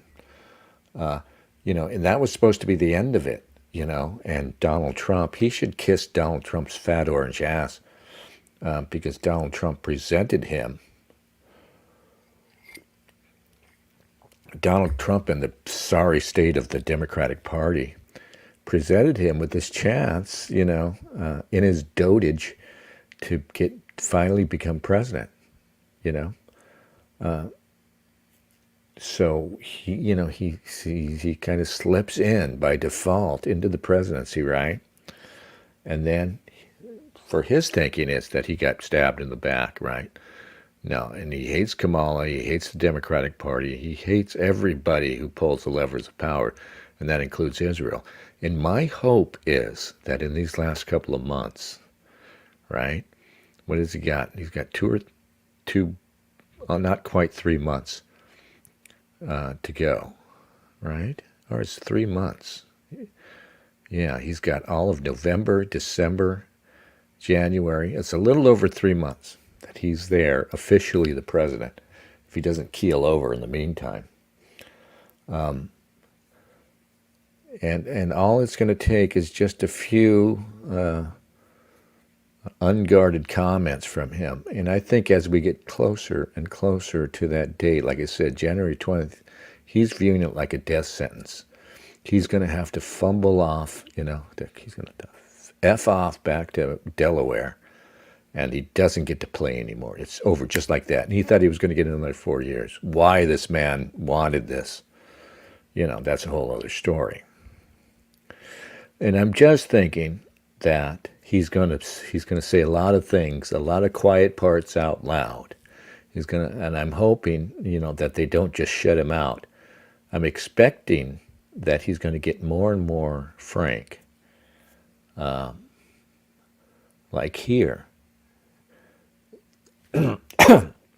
Excuse me, this is from The Guardian. U.S. would not support Israeli attack on Iran's nuclear sites, says Biden. Joe Biden has said he would not support an Israeli attack on Iranian nuclear sites as the U.S. sought to temper Israel's response to Iran's missile attack on Tuesday and contain a rapidly escalating regional conflict. Biden's comments came after the top Israeli diplomat at the UN warned his country's retaliation for an Iranian salvo of nearly 200 ballistic missiles would be heavier than Tehran, quote, could ever have imagined, unquote. Isn't it funny? You got to have giant brass balls to be an Israeli diplomat or any Israeli right now to talk about the outrage of Tehran's strike, which targeted no civilians. Tehran is still, even with this shooting 180 missiles over there, it's still a measured response when you consider Israel is assassinating people. It's been doing that for a long time, but it's bombing, it's assassinating their diplomats abroad. It's assassinating, take out 6 city blocks to take out Nasrallah. 6 city blocks, right, with high rises full of people, apartments, right, to get one guy. And they're doing it right now. Right now they're bombing suburbs in South Lebanon just to drive Hezbollah out as much as possible, perhaps ahead of an invasion. I don't even know at this point. It seems like they had a tepid invasion. They lost a dozen guys, and now they're gun shy again all over.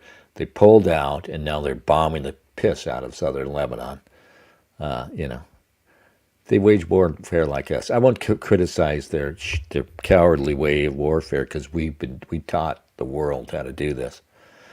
And Iran, like I said, throughout all of this, Iran has been incredibly restrained. It's not because they're nice guys, I guess. It's because, we're standing Israel is already a formidable opponent, right? And proven they're willing to do anything. They don't, they'll do the terrorism, right? With the pager attack and all this stuff, they just keep crossing lines, former lines, former legal barriers. And they've got us mostly standing behind them. So I think Iran's been pretty smart. Above all, they've been pretty smart. But, how much can we expect for them to take?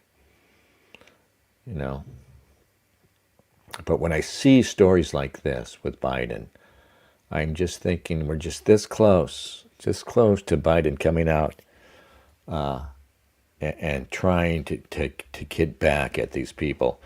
And he seems to associate Benjamin Netanyahu with this coup that took him out. And I'm pretty sure that the Israelis had to be consulted. I honestly believe, I don't think it's that crazy to think that the Democratic Party actually had to consult with Benjamin Netanyahu. They had to consult with AIPAC. They had to consult with Israel. Hey guys, we're going to do this. We just hope you're cool with it. Because, they probably already had to sell AIPAC and Netanyahu's administration on Kamala Harris. They probably already had to go to them and sell them on the idea of a Kamala Harris administration. Because if Israel didn't want Kamala Harris, they probably would have found another route. And it's probably after they got the okay, and this is just me talking about my ass, as you can see, obviously, but I think after they got the okay from Israel, they said, okay. And they got the reassurances from Kamala, I want to be there for that conversation, when they go to Kamala Harris. Who's got the authority to do this? If somebody goes to Kamala Harris and says, yeah, we're thinking about handing you this thing. We just want to make sure you're not going to give in to the base.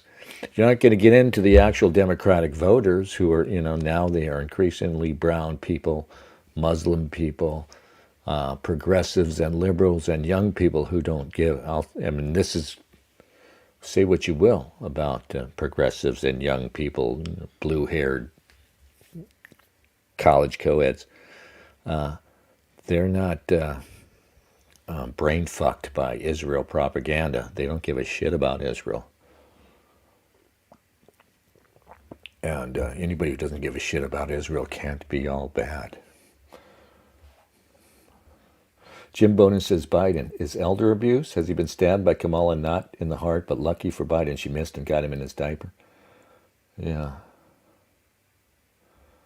Media Hit says, I hardly recall the media discussing Biden during the Obama years.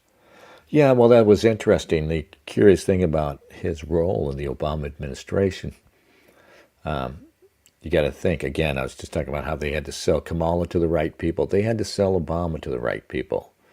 And Obama probably scared them more because Obama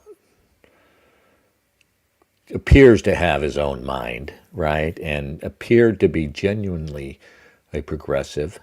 We know that with domestic policy and racial politics, he's a radical prick. So they had to be sure, Israel had to be reassured that, the generals and the Pentagon had to be reassured that he wasn't going to do anything too crazy, right? And if you look at the Obama administration, you kind of see what happened. And I don't know if this was laid out plain for Obama early on, or if this is just the way it had to shake out. But Obama got to do what he wanted with domestic policy. He got to play around with the so-called Obamacare. He got to start the BLM movement. He had to, in 2015, he got to keep Eric Holder, a total disaster, as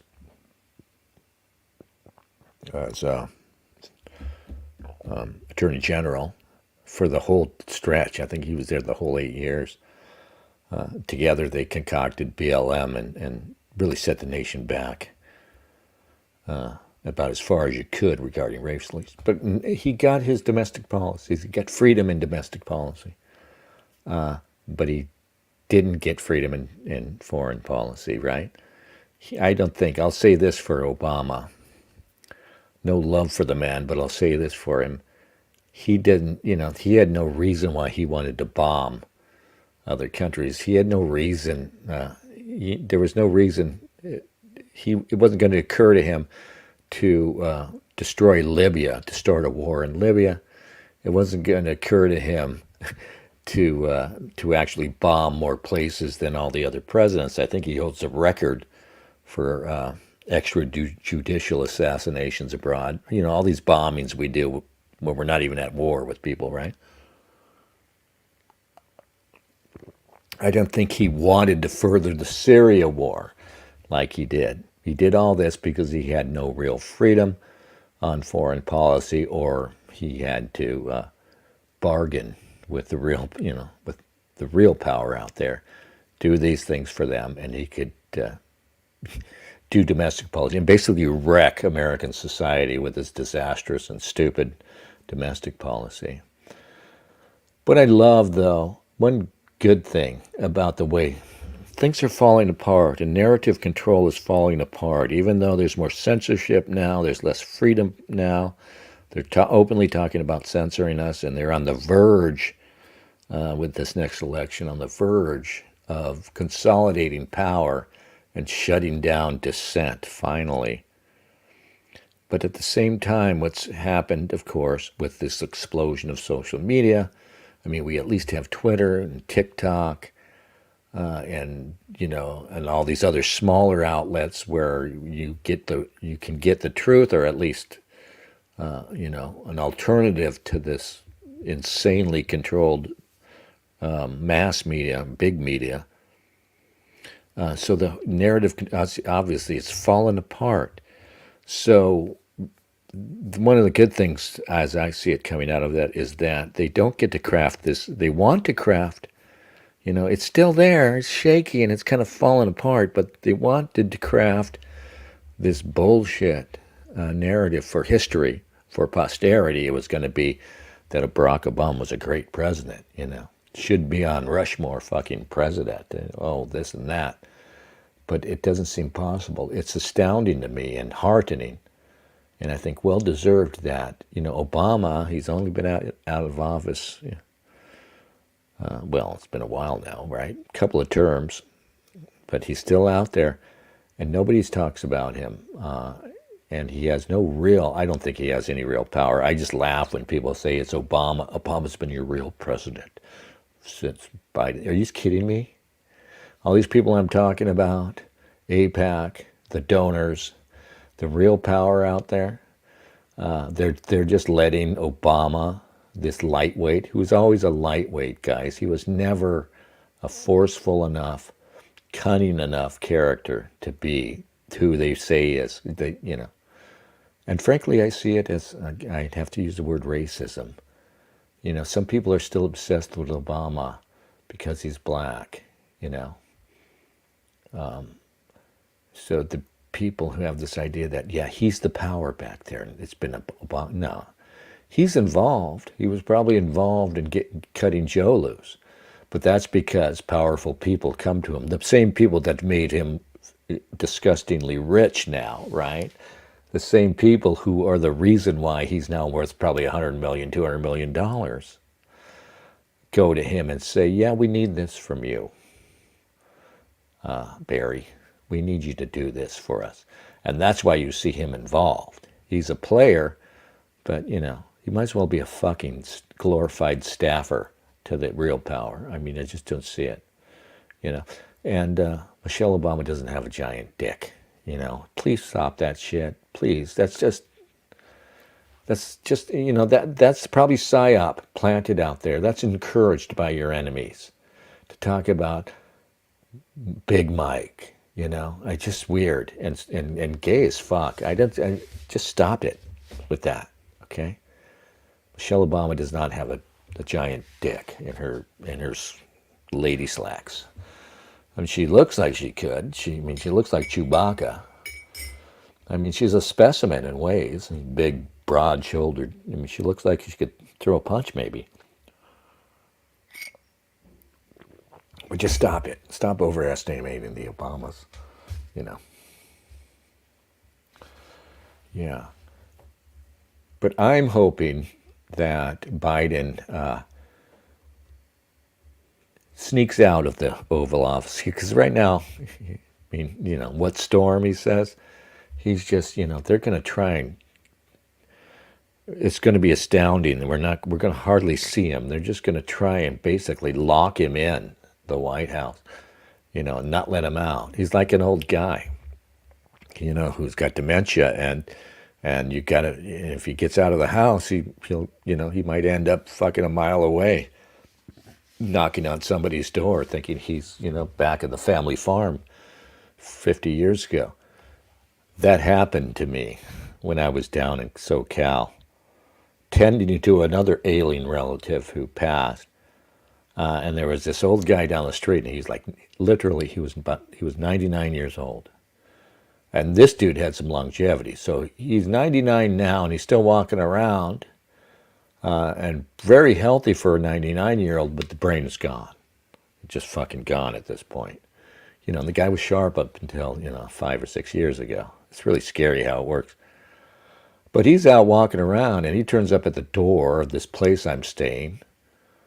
And he's smiling, and he's, you know, just so cheerful, and you would think he was normal. But what he was saying was crazy. He was telling me that he was going to Wisconsin, and I found out from his daughter when I kind of walked him home, walked him down the street. I kind of knew which, wasn't sure which house was his. It's like one of these two here, I'm thinking, and his daughter comes out, you know. And so I said, oh, yeah, he says he's going to Wisconsin to the farm or something. And she says, yeah, he grew up on a farm in Wisconsin, and he hasn't been there for like 50 years, but he always thinks he's going home. Anyway, Biden's going to wander out of the house like that. I'm just hoping he gets out and somebody finds him. Wouldn't it be funny if he turned up on the street or somewhere, right? You know, without his shoes on, in his bathrobe, right? Sitting on a bus stop and say, hey, that's Joe fucking Biden. You know? Yeah, that would be so funny. You know, somebody finds him and they take him home, right? Right? Because the government's completely corrupt and inept now, and even the Secret Service, right? They lose track of Biden because they're off doing gay porn in, you know, one of the other rooms, right? I mean, somebody just should write like a Desaad-esque, you know, crazy satire of this falling apart American government, right? Yeah, and Obama's wandering around, and somebody takes him home, and he spends a couple of days like in somebody's house, maybe in the hood, right? And people are, you know, filming him, right? And he ends up on social media, right?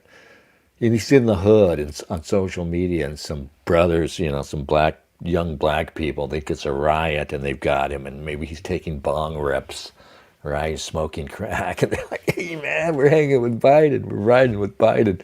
And look, we got, you know, elder abuse, right? Yeah. Okay, we're going to write it. We'll write it right now. But I did want to do something else.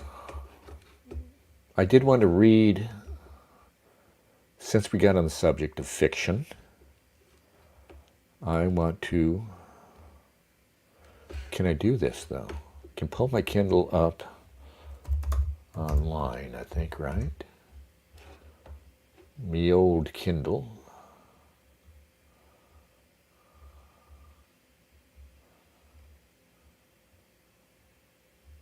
I did it before, and I don't remember how I did it. How I shared the Kindle. Let me just pull it up here on this tab. Yeah, this works. All right. Because I was thinking of this short story. Yeah. We're going to write it. We're going to write the story. You guys have already given away too much. But, yeah, just write it. It'll just be crazy. You know, it'll just be wild, out of control. degenerate, crazy shit. All right, do you see this? Okay, I've been thinking about this story because I was thinking about the movie Jacob's Ladder, which is based on this story, an occurrence at Owl Creek Bridge.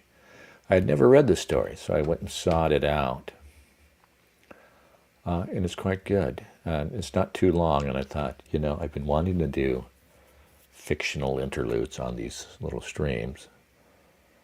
And this would be a good one for that.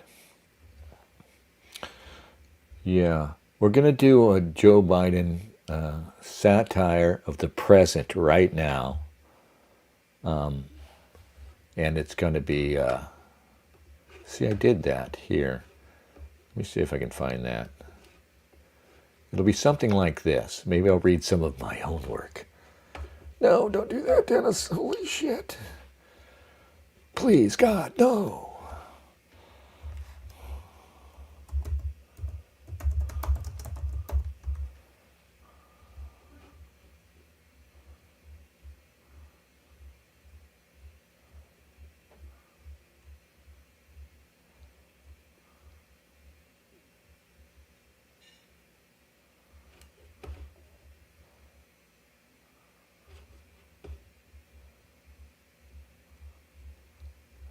Dun, dun, dun, dun, dun, dun.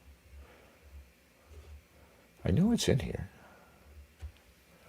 I did the same thing for the Bush. Oh, there it is.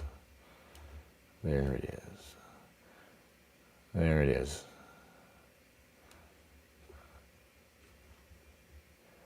All right. So I did it for George W. Bush, right?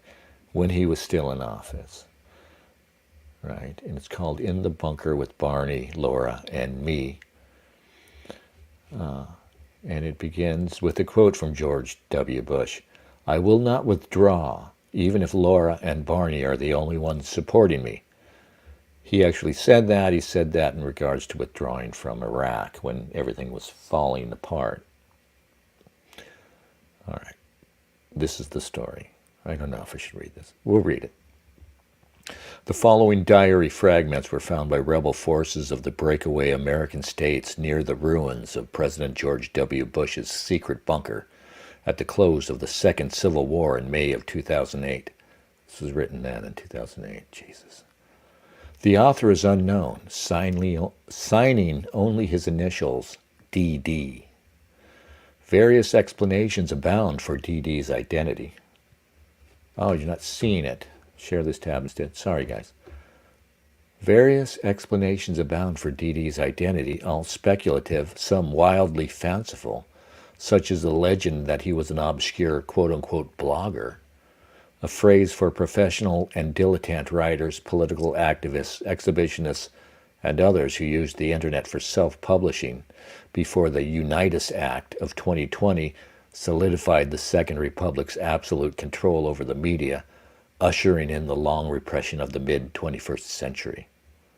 Yeah, this is pretentious. But it is funny that 2020 was far enough into the future that I would use 2020. It's like that Conan bit. In the year 2000!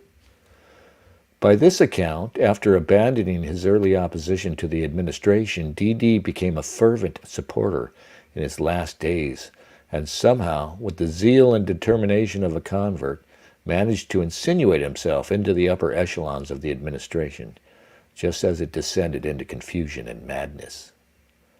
All indications are that his role was that of a domestic servant. The diary makes obvious the other residents considered him an insignificant dullard. This likely explains why they were unguarded in his presence, allowing this invaluable document of the bizarre death throes of the Bush regime. April 5th. I think the stress is starting to take its toll on the president. Earlier today, I went in to clean his quarters. I was surprised to find him standing before a full-length mirror, practicing his oratorical hand gestures and muttering under his breath. I gaped in shock. Hearing the sound of a muffled cough, I looked to see the First Lady sitting across the room watching, sullenly taking long drags from a cigarette. She smashed it out violently in an overfull ashtray and, turning to withdraw another, caught sight of me. I pretended I'd just walked in, saying, "Mr. President, I found that copy of Rebel in Chief we've been looking for." Some asshole wrote a book called Rebel in Chief, which was praising George Bush in the post-Iraq era. I forget who it was. One of these dipshits from National Review. He didn't seem to hear, but when he caught sight of me in the mirror, he said, "How long you been in the service, son?" Before I could reply, he returned to his muttering, delivering a one-liner and mustering a sickly version of his familiar chuckle. It was frightening, seeing him like that. I hurried out, feeling the First Lady's eyes on the back of my neck. I'm beginning to suspect that things aren't going as well as the President says. April 9th. Today, Rove caught me again as I tried sneaking past his quarters. "Dee Dee, would you come here for a moment, please?" he said in that unctuous voice he uses when he wants something. I braced myself and went in. I was appalled to find that awful green silk bathrobe, all he's worn for days now, was left open, revealing what had to be a thong. He was covered in oil and reddened from lying in his tanning bed. "I wonder if you might help me. I need to apply this lotion, and I can't quite reach." I have to feed Barney," I stammered. "Mrs. Bush, I mean the First Lady, will kill me if I don't." "Women," he said, shaking his head, advancing on me. "Why do we bother?" "Well, the dog can wait. Barney, I mean, not Laura." He gave me that creepy little laugh he uses when he thinks he said something clever.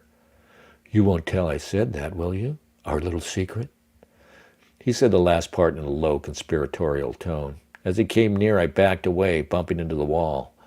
I slid sideways until I fell out the open door. "Gotta feed the dog," I said nervously over my shoulder as I hustled away. "Gotta feed Barney." "Okay then, maybe later," he said casually, pretending not to notice my discomfort. Damn, that guy's persistent. No, we're not going to read this. Why would we read this, right? I can see you guys are leaving. All right, we're not going to read it. Anyway, it's not that good. It doesn't hold up. I don't think it holds up. At the time, I thought it was quite good. The ending is good, too. It actually gets kind of sad at the end. Not bad, but yeah. We'll read this because this is better.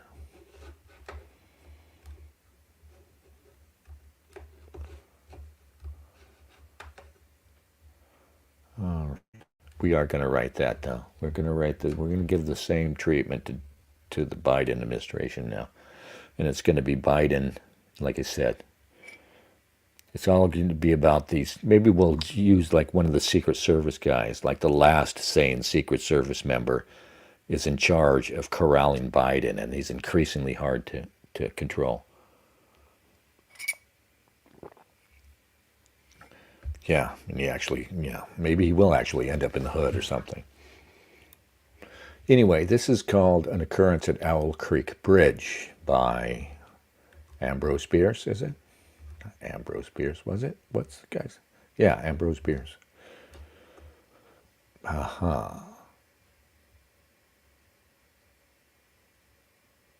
man stood upon a railroad bridge in northern Alabama, looking down into the swift water 20 feet below. The man's hands were behind his back, the wrists bound with a cord. A rope closely encircled his neck. It was attached to a stout cross timber above his head, and the slack fell to the level of his knees. Some loose boards laid upon the ties supporting the rails of the railway supplied a footing for him and his executioners, 2 private soldiers of the Federal Army, directed by a sergeant who in civil life may have been a deputy sheriff. At a short remove upon the same temporary platform was an officer in the uniform of his rank, armed. He was a captain. A sentinel at each end of the bridge stood with his rifle in the position known as, quote-unquote, support. That is to say, vertical in front of the left shoulder, the hammer resting on the forearm thrown straight across the chest. A formal and unnatural position enforcing an erect carriage of the body. It did not appear to be the duty of these 2 men to know what was occurring at the center of the bridge. They merely blockaded the two ends of the foot planking that traversed it. Beyond one of the sentinels, nobody was in sight. The railroad ran straight away into a forest for 100 yards, then, curving, was lost to view. Doubtless there was an outpost farther along. The other bank of the stream was open ground, a gentle slope topped with a stockade of vertical tree trunks, loopholed for rifles with a single embrasure through which protruded the muzzle of a brass cannon commanding the bridge. Midway up the slope between the bridge and fort were the spectators, a single company of infantry in line at quote-unquote parade rest, the butts of their rifles on the ground, the barrels inclining slightly backward against the right shoulder, the hands crossed upon the stock. A lieutenant stood at the right of the line, the point of his sword upon the ground, his left hand resting upon his right. Excepting the group of four at the center of the bridge, not a man moved. The company faced the bridge, staring stonily, motionless. The sentinels, facing the banks of the stream, might have been statues to adorn the bridge. The captain stood with folded arms, silent, observing the work of his subordinates, but making no sign. Death is a dignitary who, when he comes announced, is to be received with formal manifestations of respect, even by those most familiar with him. In the code of military etiquette, silence and fixity are forms.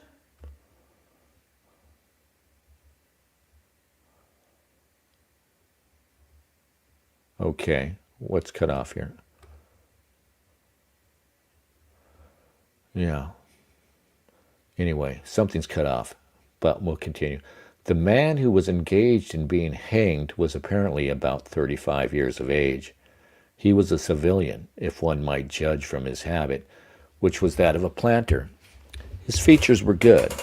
A straight nose, firm mouth, broad forehead, from which his long dark hair was combed straight back, falling behind his ears to the collar of his well-fitting frock coat.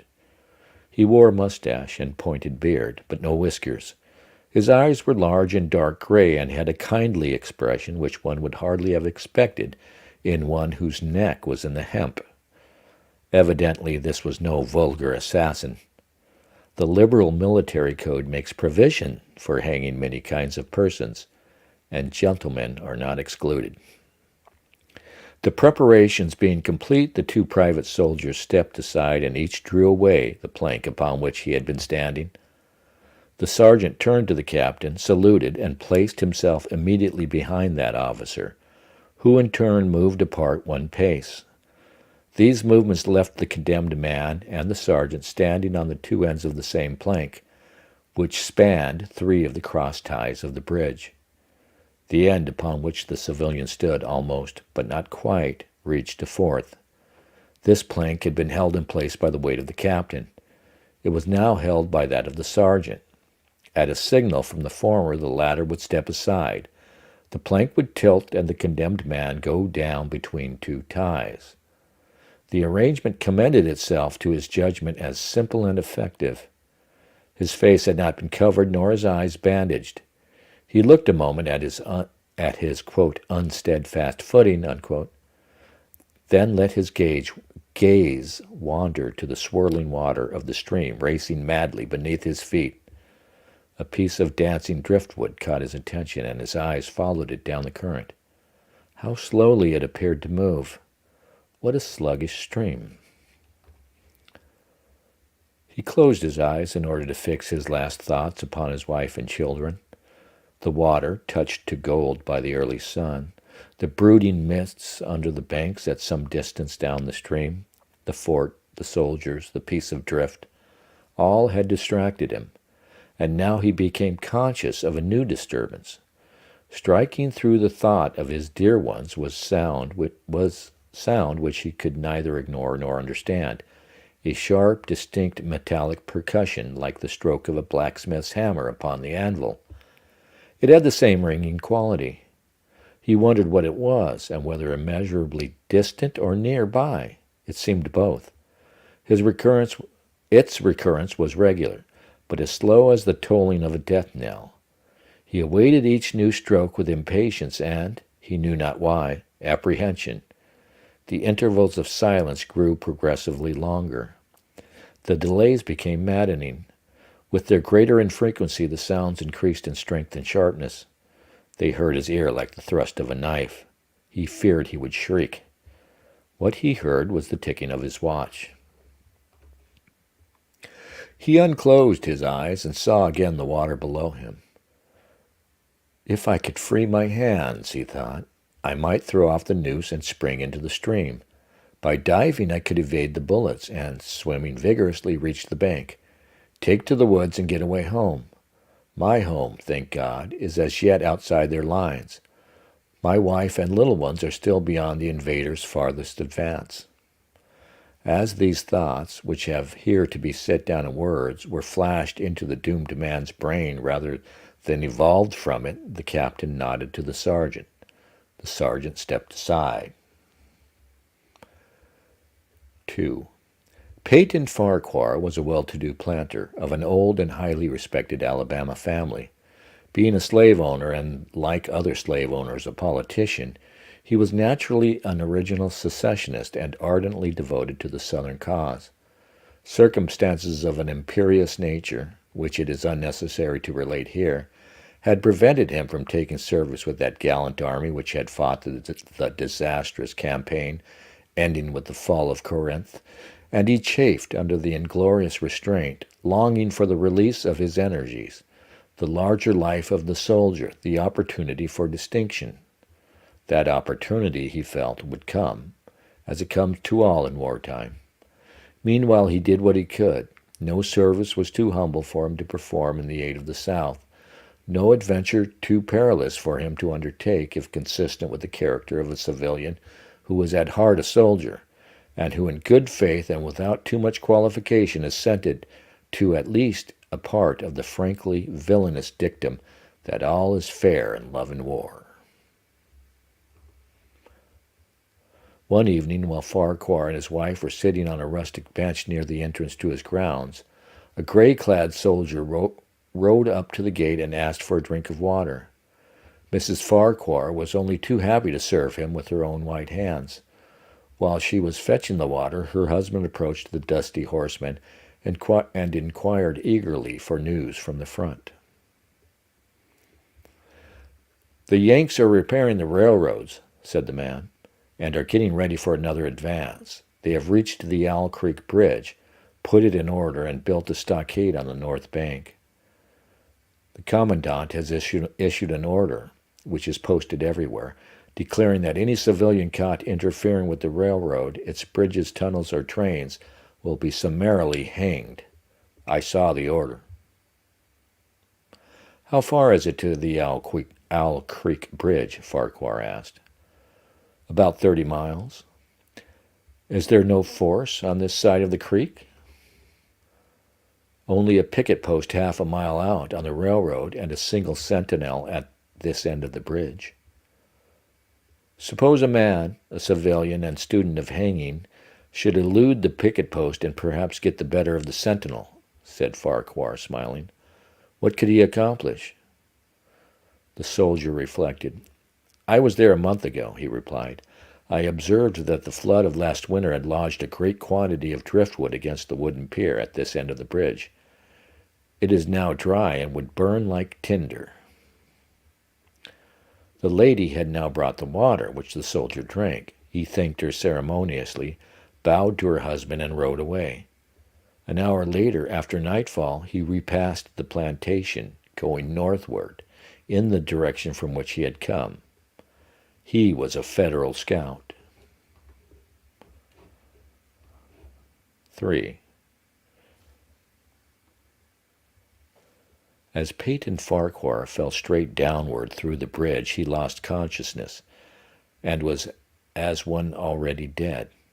From this state he was awakened, ages later it seemed to him, by the pain of a sharp pressure upon his throat, followed by a sense of suffocation. Keen, poignant agonies seemed to shoot from his neck downward through every fiber of his body and limbs. These pains appeared to flash along well-defined lines of ramification, and to beat with an inconceivably rapid periodicity. They seemed like streams of pulsating fire heating him to an intolerable temperature. As to his head, he was conscious of nothing but a feeling of fullness, of congestion. These sensations were unaccompanied by thought. The intellectual part of his nature was already effaced. He had power only to feel, and feeling was torment.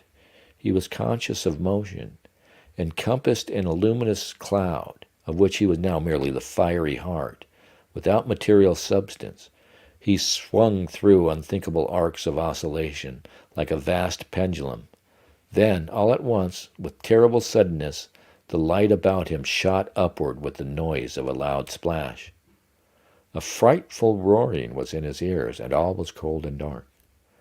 The power of thought was restored. He knew that the rope had broken, and he had fallen into the stream. There was no additional strangulation.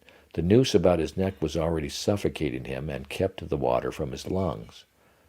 To die of hanging at the bottom of a river! The idea to him seemed ludicrous. He opened his eyes in the darkness and saw above him a gleam of light. But how distant, how inaccessible. He was still sinking, for the light became fainter and fainter until it was a mere glimmer. Then it began to grow and brighten, and he knew that he was rising toward the surface, knew it with reluctance, for he was now very comfortable. To be hanged and drowned, he thought. That is not so bad, but I do not wish to be shot. No, I will not be shot. That is not fair. He was not conscious of an effort, but a sharp pain in his wrist apprised him that he was trying to free his hands. He gave the struggle his attention, as an idler might observe the feat of a juggler, without interest in the outcome. What splendid effort, what a magnificent, what superhuman strength. Ah, that was a fine endeavor. Bravo! The cord fell away. His arms parted and floated upward, the hands dimly seen on each side in the glowing light. He watched them with a new interest, as first one and then the other pounced upon the noose at his neck. They tore it away and thrust it fiercely aside, its undulations resembling those of a water snake. Put it back, he thought. He shouted these words to his hands, for the undoing of the noose had been succeeded by the direst pang that he had not yet experienced. His neck ached horribly, his brain was on fire, his heart, which had been fluttering faintly, gave a great leap, trying to force itself out at his mouth. His whole body was racked and wrenched with an insupportable anguish. But his disobedient hands gave no heed to the command. They beat the water vigorously with quick downward strokes, forcing him to the surface. He felt his head emerge, his eyes were blinded by the sunlight, his chest expanded convulsively, and with a supreme and crowning agony his lungs engulfed a great draught of air, which instantly he expelled in a shriek. He was now in full possession of his physical senses. They were, indeed, preternaturally keen and alert. Something in the awful disturbance of his organic system had so exalted and refined them that they made record of things never before perceived. He felt the ripples upon his face and heard their separate sounds as they struck. He looked at the forest on the bank of the stream, saw the individual trees, the leaves, and the veining of each leaf. He saw the very insects upon them, the locusts, the brilliant-bodied flies, the gray spiders stretching their webs from twig to twig. He noted the prismatic colors in all the dewdrops upon a million blades of grass, the humming of the gnats that danced above the eddies of the stream, the beating of the dragonfly's wings, the strokes of the water spider's legs, like oars which had lifted their boat. All these made audible music. A fish slid along beneath his eyes, and he heard the rush of its body parting the water. He had come to the surface, facing down the stream. In a moment the visible world seemed to wheel slowly round, himself the pivotal point, and he saw the bridge, the fort, the soldiers upon the bridge, the captain, the sergeant, the two privates, his executioners. They were in silhouette against the blue sky. They shouted and gesticulated, pointing at him. The captain had drawn his pistol, but did not fire. The others were unarmed. Their movements were grotesque and horrible, their forms gigantic. Suddenly he heard a sharp report, and something struck the water smartly within a few inches of his head, spattering his face with spray. He heard a second report and saw one of the sentinels with the rifle at his shoulder, a light cloud of blue smoke rising from the muzzle. The man in the water saw the eye of the man on the bridge gazing into his own through the sights of the rifle. He observed that it was a gray eye and remembered having read that gray eyes were keenest and that all famous marksmen had them. Nevertheless, this one had missed.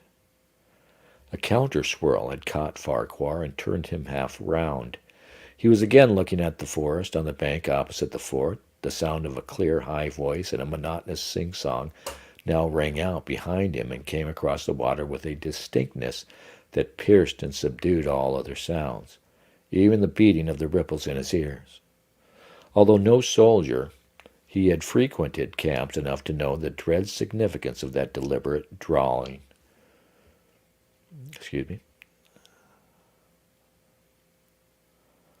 Deliberate, drawling, aspirated chant. The lieutenant on shore was taking a part in the morning's work.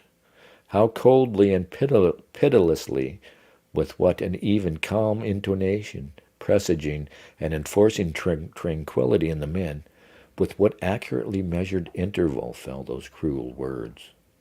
Company, attention, shoulder arms, ready, aim, fire. Farquhar dived as deeply as he could. The water roared in his ears like the voice of Niagara. Then he heard the dull thunder of the volley, and rising again toward the surface, met shining bits of metal, singularly flattened, oscillating slowly downward.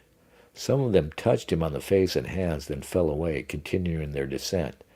One lodged between his collar and neck. It was uncomfortably warm, and he snatched it out. As he rose to the surface, gasping for breath, he saw that he had been a long time under water. He was perceptibly farther downstream, nearer to safety. The soldiers had almost finished reloading. The metal ramrods flashed all at once in the sunshine as they were drawn from the barrels, turned in the air, and thrust into their sockets. The two sentinels fired again, independently and ineffectually. The hunted man saw all this over his shoulder. He was now swimming vigorously with the current. His brain was as energetic as his arms and legs. He thought with the rapidity of lightning. The officer, he reasoned, will not make that martinet's error a second time. It is as easy to dodge a volley as a single shot. He has probably already given the command to fire at will. God help me, I cannot dodge them all. An appalling splash within 2 yards of him was followed by a loud rushing sound, diminuendo, which seemed to travel back through the very air to the fort and died in an explosion which stirred the very river to its deeps. A rising sheet of water curved over him, fell down upon him, blinded him, strangled him. The cannon had taken a hand in the game. As he shook his head free from the commotion of the smitten water, he heard the deflected shot humming through the air ahead, and in an instant it was cracking and smashing the branches in the forest beyond. They will not do that again, he thought. The next time they will use a charge of grape. I must keep my eye upon the gun. The smoke will apprise me. The report arrives too late. It lags behind the missile. That is a good gun. Suddenly he felt himself whirled round and round, spinning like a top. The water, the banks, the forest, the now distant bridge, fort and men, all were commingled and blurred. Objects were represented by their colors only. Circular, horizontal streaks of color. That was all he saw. He had been caught in a vortex and was being whirled on with a velocity of advance and gyration that made him giddy and sick. In a few moments he was flung upon the gravel at the foot of the left bank of the stream, the southern bank, and behind a projecting point which concealed him from his enemies. The sudden arrest of his motion, the abrasion of one of his hands on the gravel, restored him, and he wept with delight. He dug his fingers into the sand, threw it over himself in handfuls, and audibly blessed it. It looked like diamonds, rubies, emeralds. He could think of nothing beautiful which it did not resemble. The trees upon the bank were giant garden plants. He noted a definite order in their arrangement, inhaled the fragrance of their blooms. A strange roseate light shone through the spaces among their trunks, and the wind, made in their branches the music of aeolian harps. He had not wished to perfect his escape. He was content to remain in that enchanting spot until retaken. A whiz and a rattle of grape shot among the branches high above his head roused him from his dream. The baffled cannoneer had fired him a random farewell. He sprang to his feet, rushed up the sloping bank, and plunged into the forest. All day he traveled, laying his course by the rounding sun. The forest seemed interminable. Nowhere did he discover a break in it, not even a woodman's road. He had not known that he lived in so wild a region. There was something uncanny in the revelation. By nightfall he was fatigued, footsore, famished. The thought of his wife and children urged him on. At last he found a road which led him in what he knew to be the right direction. It was as wide and straight as a city street, yet it seemed untraveled. No fields bordered it, no dwelling anywhere. Not so much as the barking of a dog suggested human habitation. The black bodies of the trees formed a straight wall on both sides, terminating on the horizon in a point, like a diagram in a lesson on perspective. Overhead, as he looked up through the rift in the wood, shone great golden stars, looking unfamiliar and grouped in strange constellations. He was sure they were arranged in some order which had a secret and malign significance.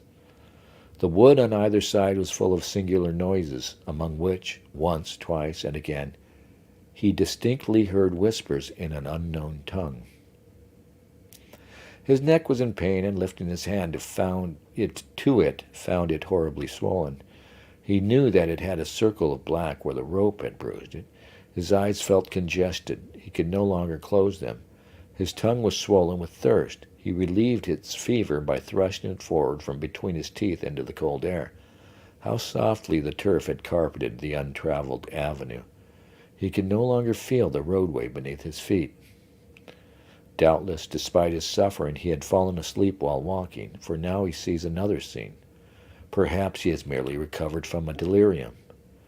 He stands at the gate of his own home.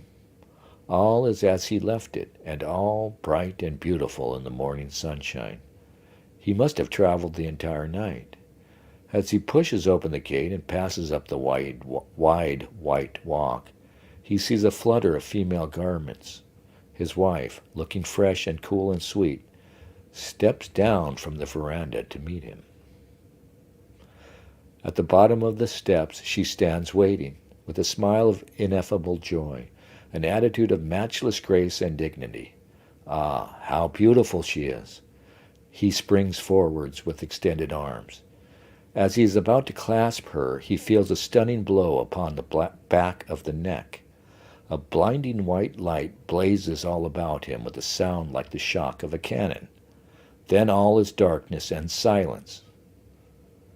Peyton Farquhar was dead. His body, with a broken neck, swung gently from side to side beneath the timbers of the Owl Creek Bridge. The end. All right. Yeah, that's a great story. That's a good one. You don't care. Yeah. No, I was thinking about that film, Jacob's Ladder, and I always heard that it was based on this story, so I went out and found this story.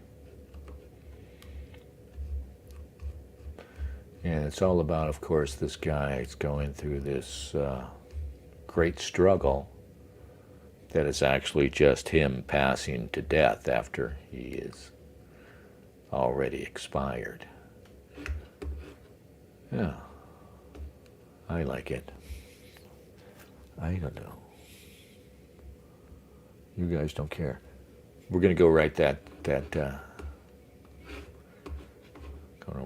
Weekend at Biden's.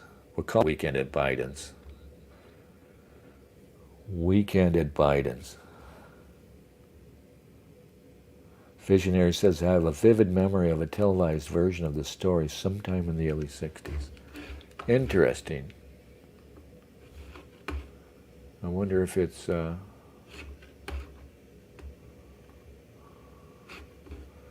wonder if we could find it here.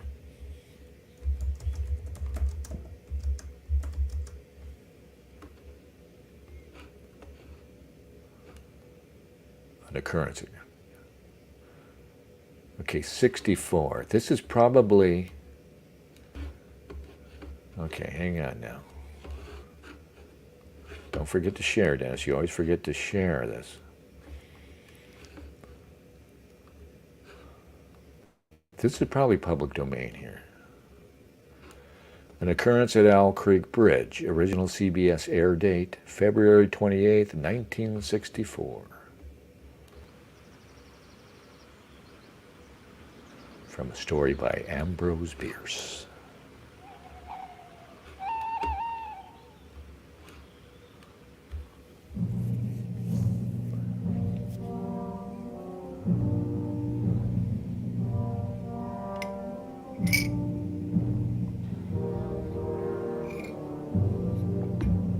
Is this the one you saw, Vision?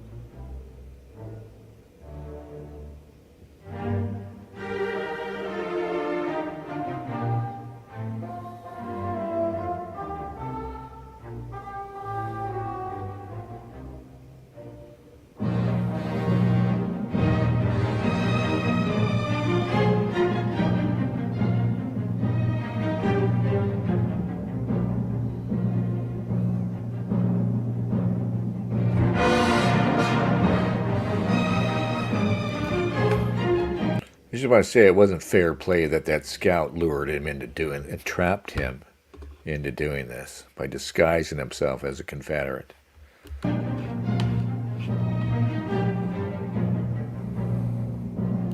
And they don't tell you how he was caught. So even if he had actually fallen into the water and got away, if he had just gone home and stayed there, they would have eventually come around and got him and probably his whole family. You know, if he still doesn't know that that was a spy who he spoke with.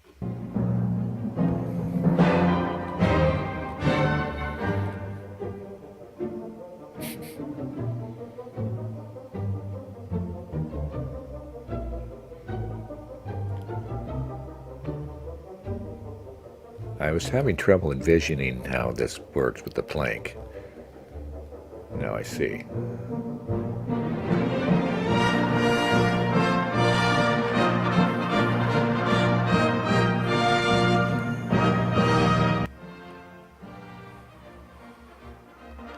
This music's not right.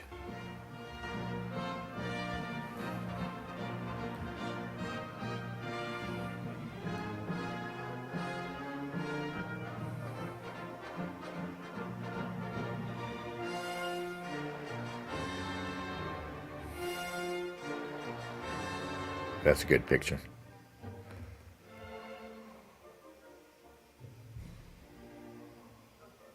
Now he's got the, he's got the enhanced sight.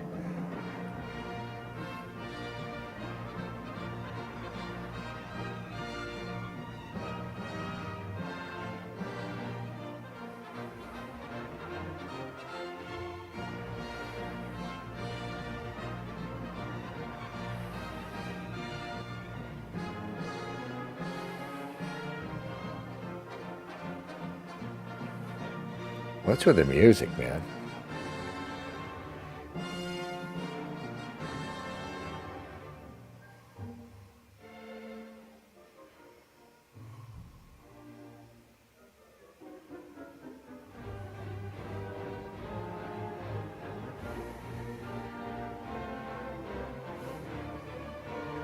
Oh, this is added on. He didn't go through rapids in the original story.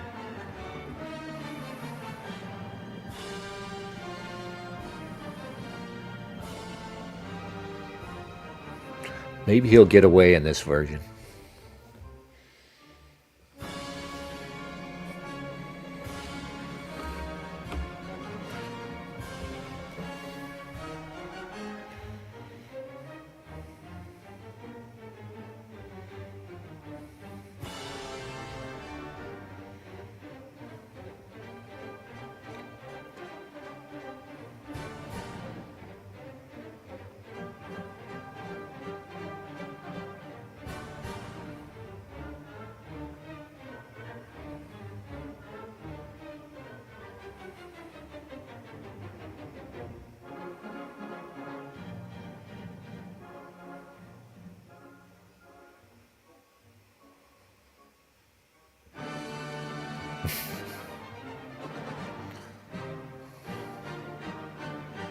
Oh, sweetheart.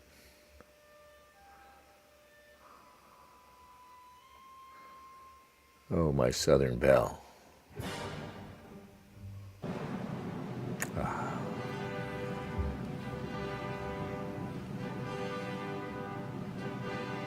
Of course. Them ropes don't break.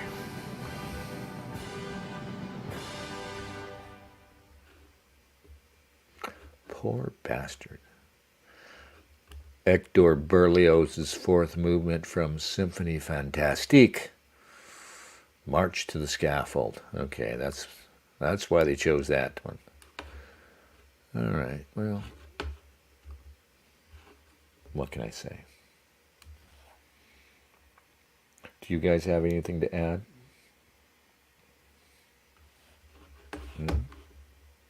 Songs here, we kind of put them together and make one out of them. They're kind of long, so to speak, but oh, the we medley. We don't want the medley. That medley business. We got a little medley of 2 or 3.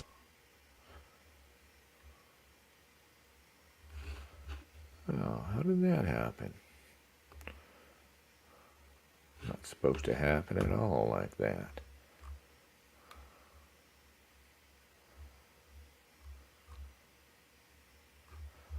Where did it go?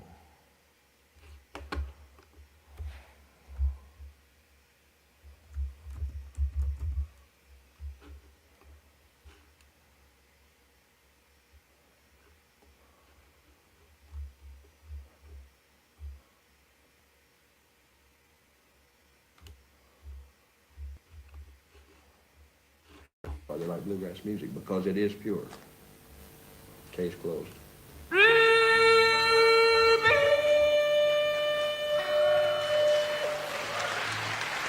Ruby was the name of the wife in that story, I'm going to say. Thought we was going to do Ruby right there, didn't you? Yeah, maybe you didn't think so.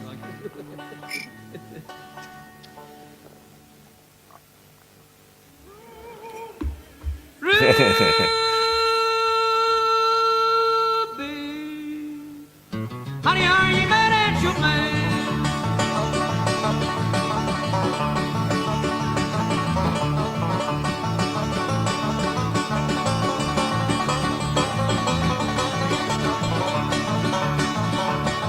I'm searching to share.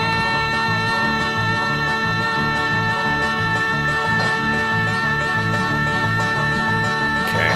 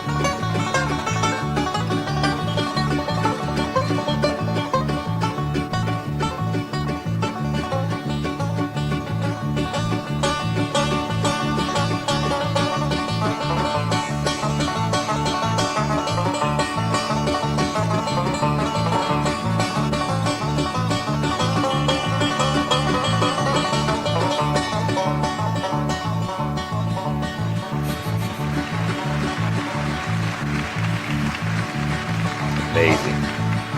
Fucking. If you don't believe I'm wrong,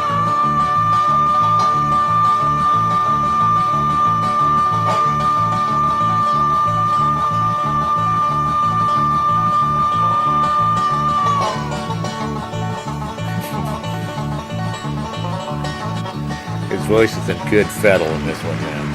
Fuck. just follow me tonight. I'll take you to my shady so cold.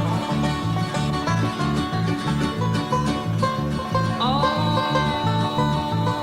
Ruby.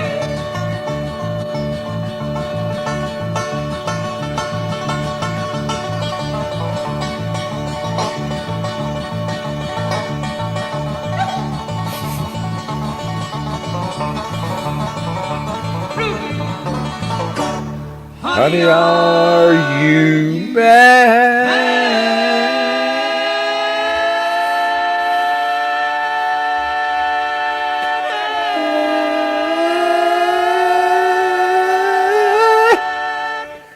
You're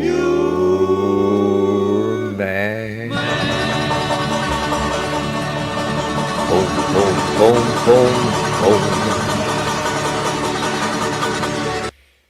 Fuck, that's just perfect. All right.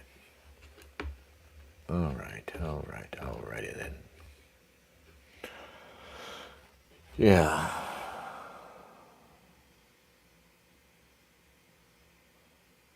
All right. Well, we're going to bring that back when we win.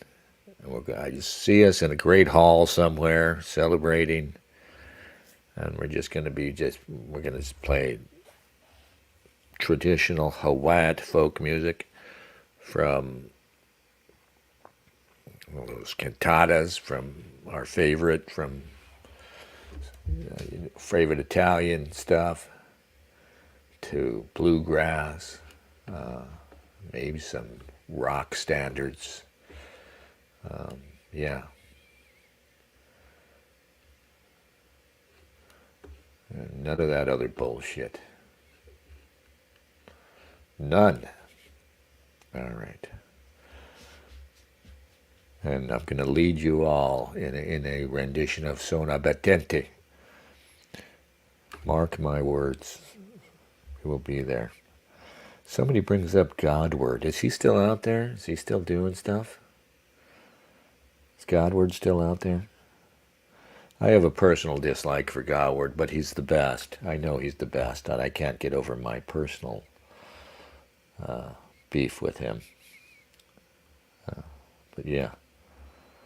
It's kind of funny how he became Godward. When I first met him, we were doing Luke, and he was this guy, he was this very typical sort of Gen Xer. By the end of it, he was so red-pilled that he was calling himself Godward, and he was a hardcore sort of hardcore Christian nationalist, I guess. I don't know.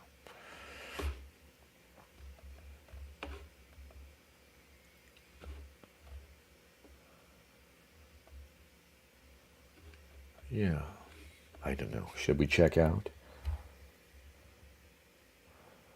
He's in North Carolina. Oh, that's why you were asking if he... Yeah, he built an ark. And he's going Godward now. Yeah. Godward bound. Yeah. Godward. Yeah, I don't know. I don't know why you would give yourself that name. But, you know, to each his own. God bless him. Alrighty. What's the outro song?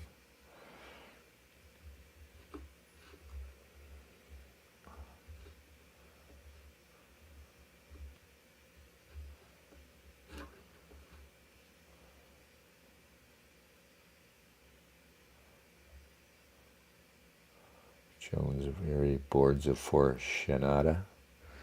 There's lots of great videos. I don't know why I don't play more Boards of Canada stuff, because there's all these great fan videos you can play with great visuals. Of course, Boards of Canada, man, they're gonna just inspire all kinds of crazy visuals.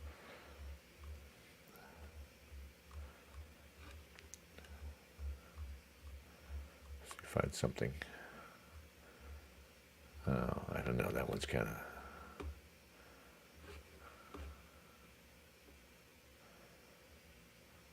Let's go ahead and play this. It's kind of creepy. Now the vocal samples here are inspired by, and it's taken from an interview with Amo Bishop Roden, I believe, who was one of the Waco cult. What was the name of those guys? And she's talking about a beautiful place out in the country. She's talking about where they went, I guess, and made their compound. We're looking for a beautiful place in the country.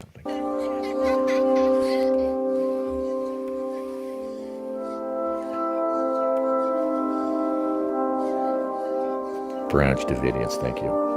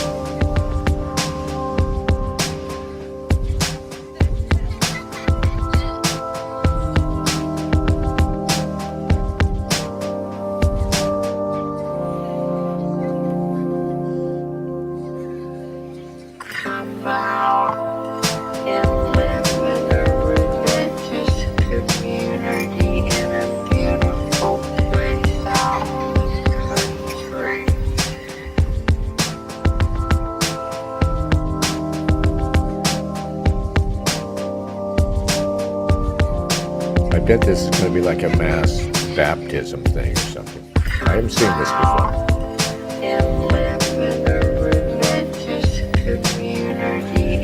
Beautiful place out in the country.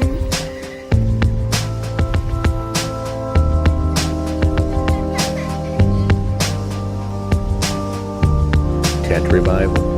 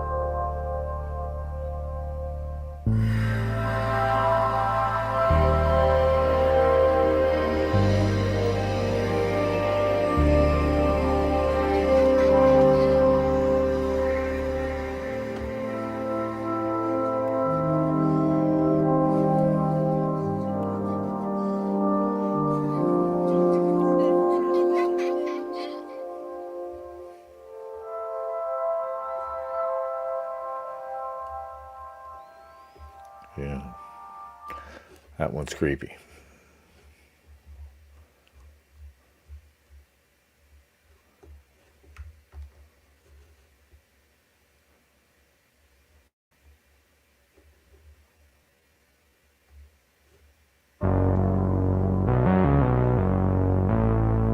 Do do do do do do do do.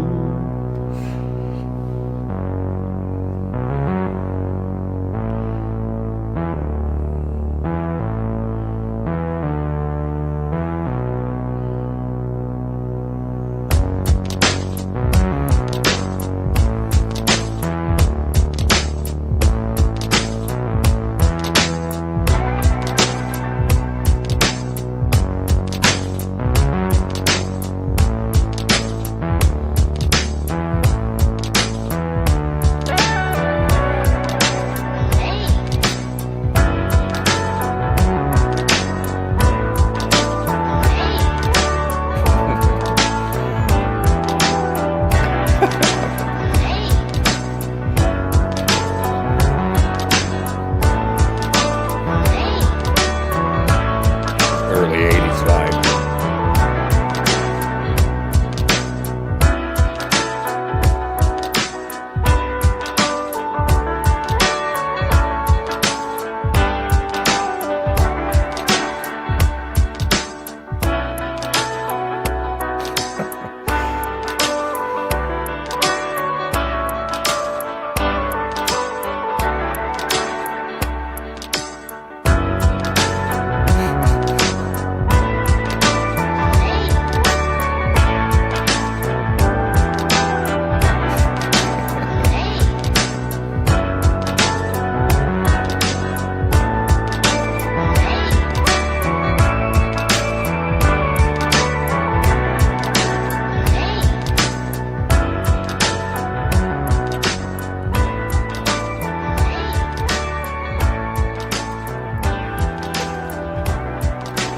Yay!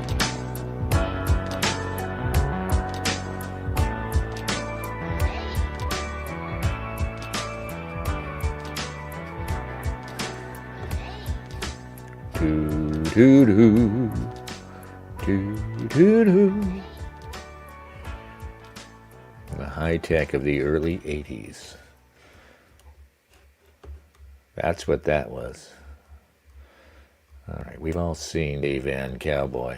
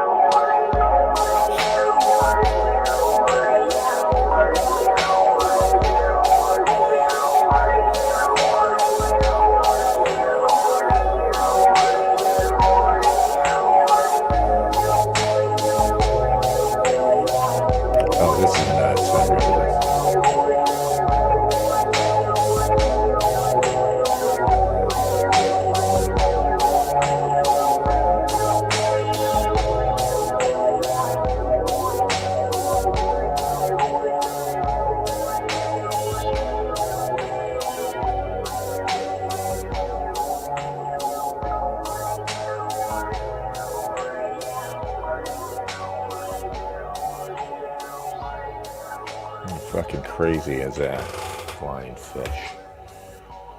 Tell me God doesn't have a sense of humor. Flying fish, people. Trump held a rally in Butler, Pennsylvania. Of course, I'm not voting. I'm not picking anybody.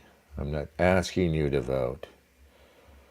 I don't trust that Trump won't, even though, I mean, Kamala Harris and the Democrats are horrifying.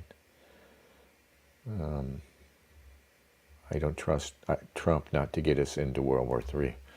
If he should somehow actually win the election and be allowed to win it.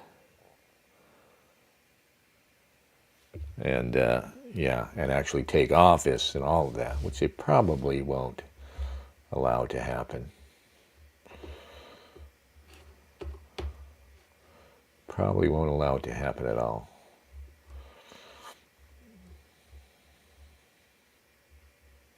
But you got to give him credit because, I mean, he's the best political campaigner we've ever seen for spectacle, for a sense of, what works. My God.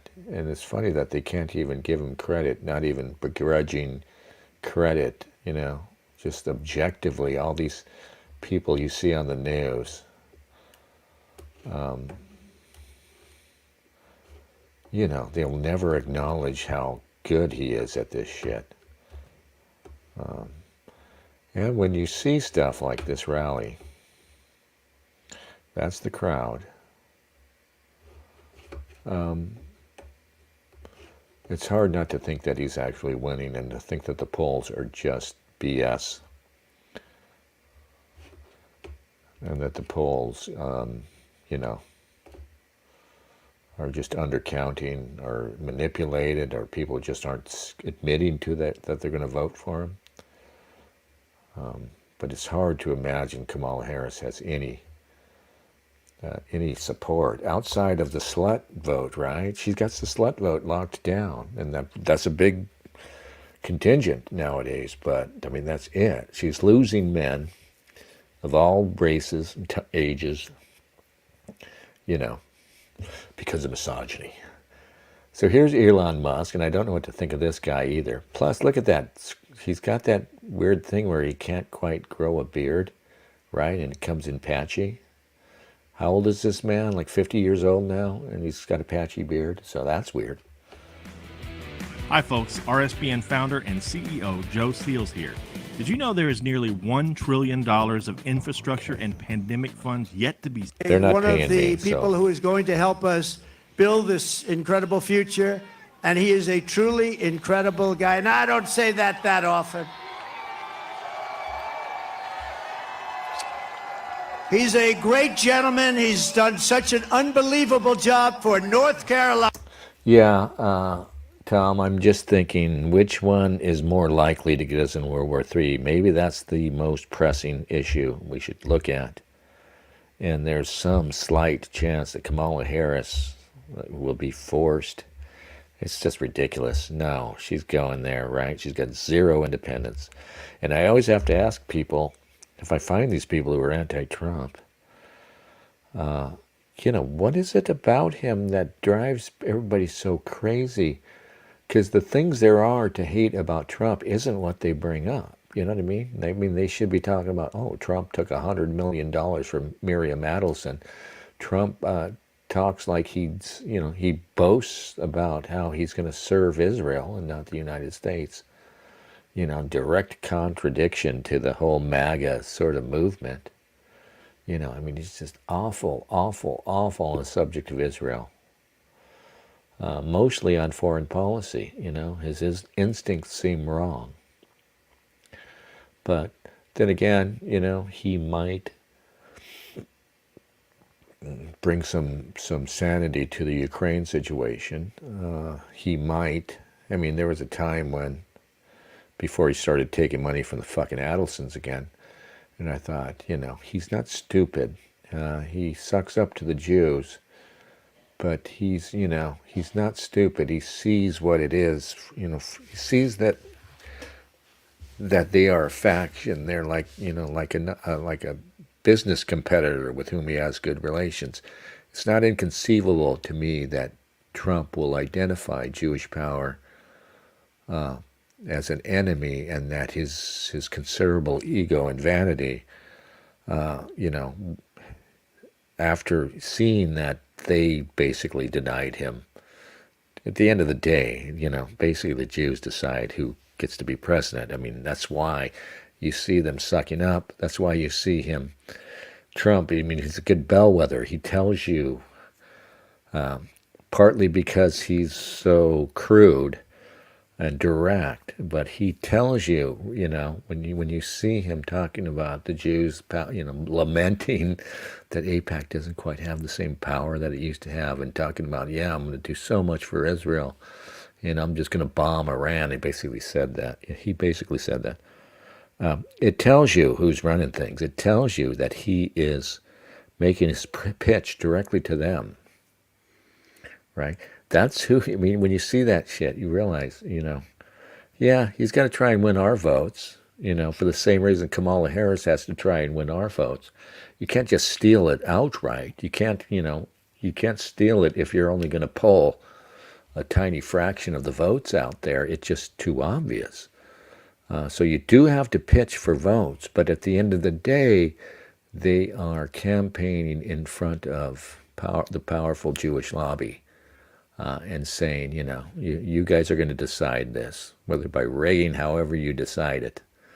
It's probably by outright rigging, let's be honest. And here's my pitch to you. And that's kind of another good thing about Trump, is he lays this bare. Like, he can't help himself. He doesn't know better, that he's not supposed to say that quiet part out loud, But still, God damn. Come on, man. They fucked you over, Donald. I don't care that you've got Jewish grandkids. You don't really like that wussy-ass son-in-law of yours. Come on, nobody really likes their son-in-law. She's banging your daughter. Fuck that guy. Come on, Trump. So, who knows? Maybe he is sucking up to them. He'll get in office, and he'll betray them. That's what I've always said, We need to learn betrayal we need to get over this idea that you play fair. Everybody always says that. Everybody always thinks that. Democrats right now think that they're the ones who play fair. I guarantee you right now there's some shithead, pretentious Democrat midwit telling some other liberal asshole, we just need to learn to we need to play dirty like the Republicans do. But yeah, I do kind of think that. we need to get used to the idea of betraying people. You need to work it. We need to be as cruel as our enemies. And the people I'm talking about are the great betrayers, right? They have no compunction about betraying you. Come on, right? I would love to see Trump pull that off. But, you got to realize they're not going to let him take office. If he somehow takes office, they've already tried to get him twice. He's already had 2 assassination attempts. And there will be, there's no reason they're going to have to stop once he gets there. No, they're not going to stop. They're going to redouble their efforts. It'll be 2016 all over again. As soon as he gets in there, then they rally, and they all connive and conspire together with the media, with corporate America, with the intelligence community, with the military-industrial complex, all conniving to get rid of this asshole. And again, I go back to what I was starting to say. I don't understand what is so radical about him. What is it they hate about him? He's just their guy. There's nothing he's offering to do that is so radically different. He talks a big game on tariffs now. He talks a big game on immigration. Not really. He says he's going to have lots of legal immigration. So what is it about him that drives them to such drastic measures, And all I can conclude is that he retains independence. He cannot be controlled. When you see Kamala Harris and when you see Biden, of course, the fact that Biden's in his, becoming senile was a feature, not a bug. He was not even he was going to get no ideas. And Kamala Harris apparently, is already signaling over and over again that she's not going to have any, don't worry guys, she doesn't have any plans of her own. She just wants to say she was president, you know what I mean? And Trump, despite all his kowtowing to Jewish power and everything else, still has his own ideas. Still has a little vanity, a little, dare I say, pride, a little ambition. These things that can all be very bad, can also help. For Kamala Harris, I don't know. Does she think, oh, I'm a wretched fuck? Does she ever think, does she have that power of personal reflection? Can she look inward like that and say, God damn, I'm a miserable fuck because I'm just a total sellout and this is all a fraud? And I don't think she does. I think she's just as shallow as any woman would be. Anyway, I think this is Musk's speech coming up. Maybe for Georgia, for Alabama, for Florida, for Tennessee. His name is Elon Musk. He saved free speech. He created so many different great things. Where is he? Come on up here, Elon. He created the first major American car company in generations, and his rocket company is the only reason we can now send American astronauts into space. Come here. Take over, Elon. Just take over. I don't understand Elon Musk, Hi, everyone.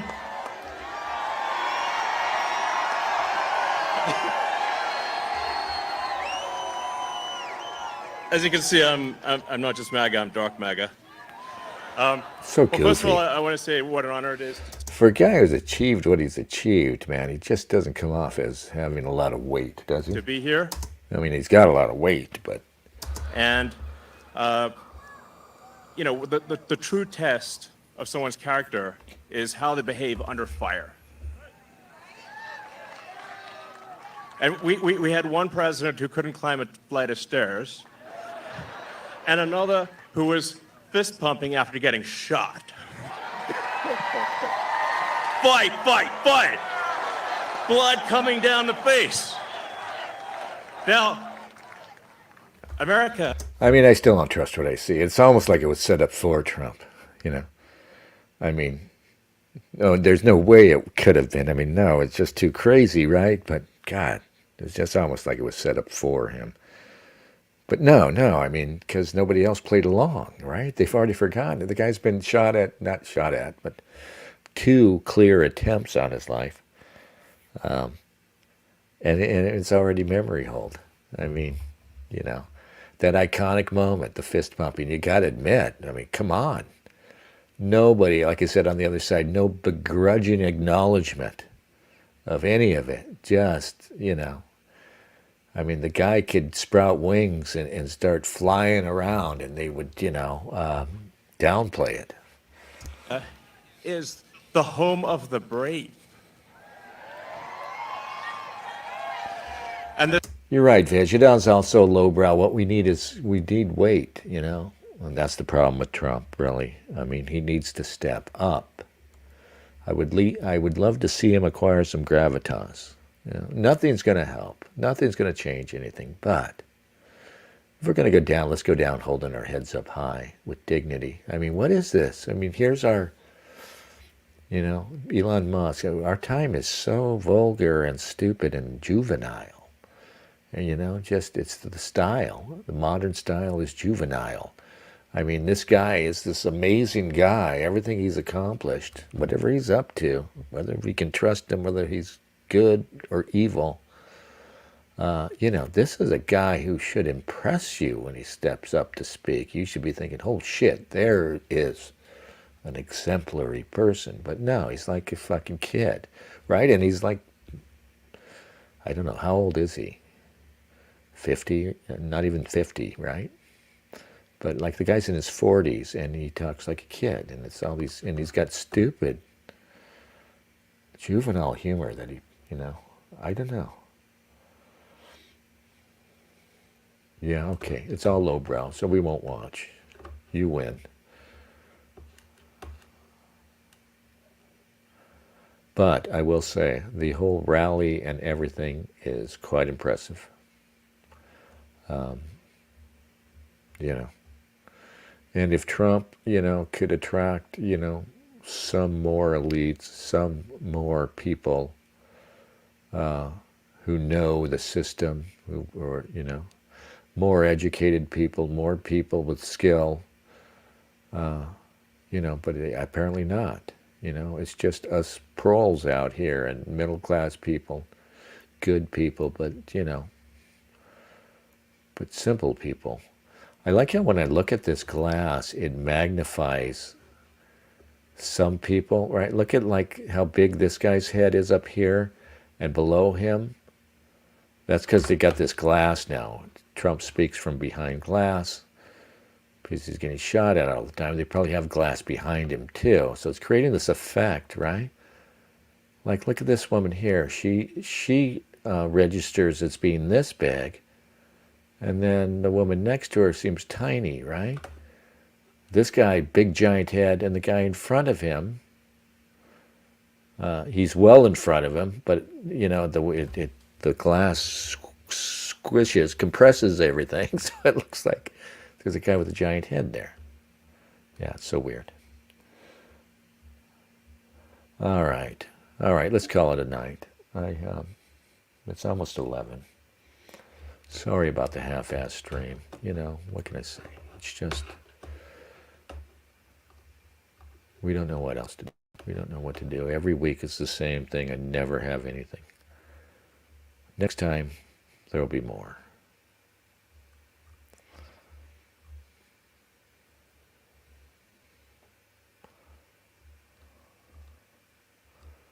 Yeah.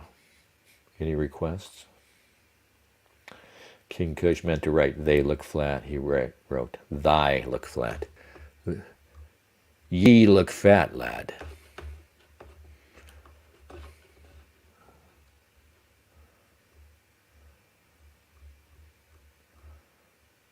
All right, let's go out.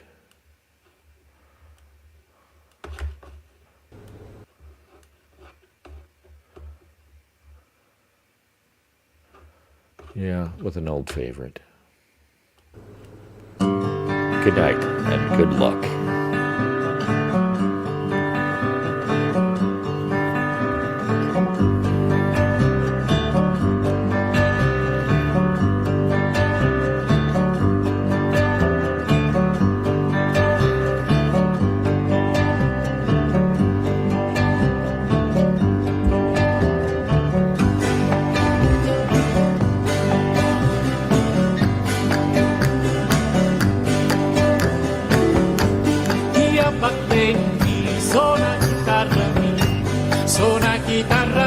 Suoni a battenti, suona chitarra mia, suoni a battenti.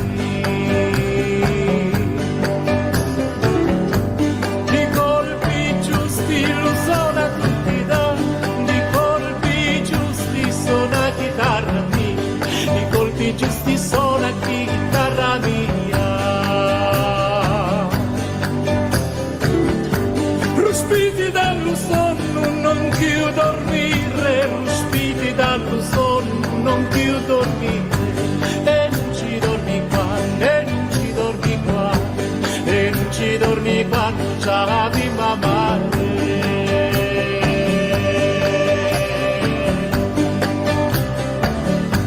C'è bimba mari e non ci dormi qua, c'è bimba mari, un letto di viole, un letto di viole, ci tu bacini. Ci tu bacini, un letto di viole, un letto di viole, ci tu bacini. Materazioni, cuscini di seta, e i lenzoli sogni arrecamati.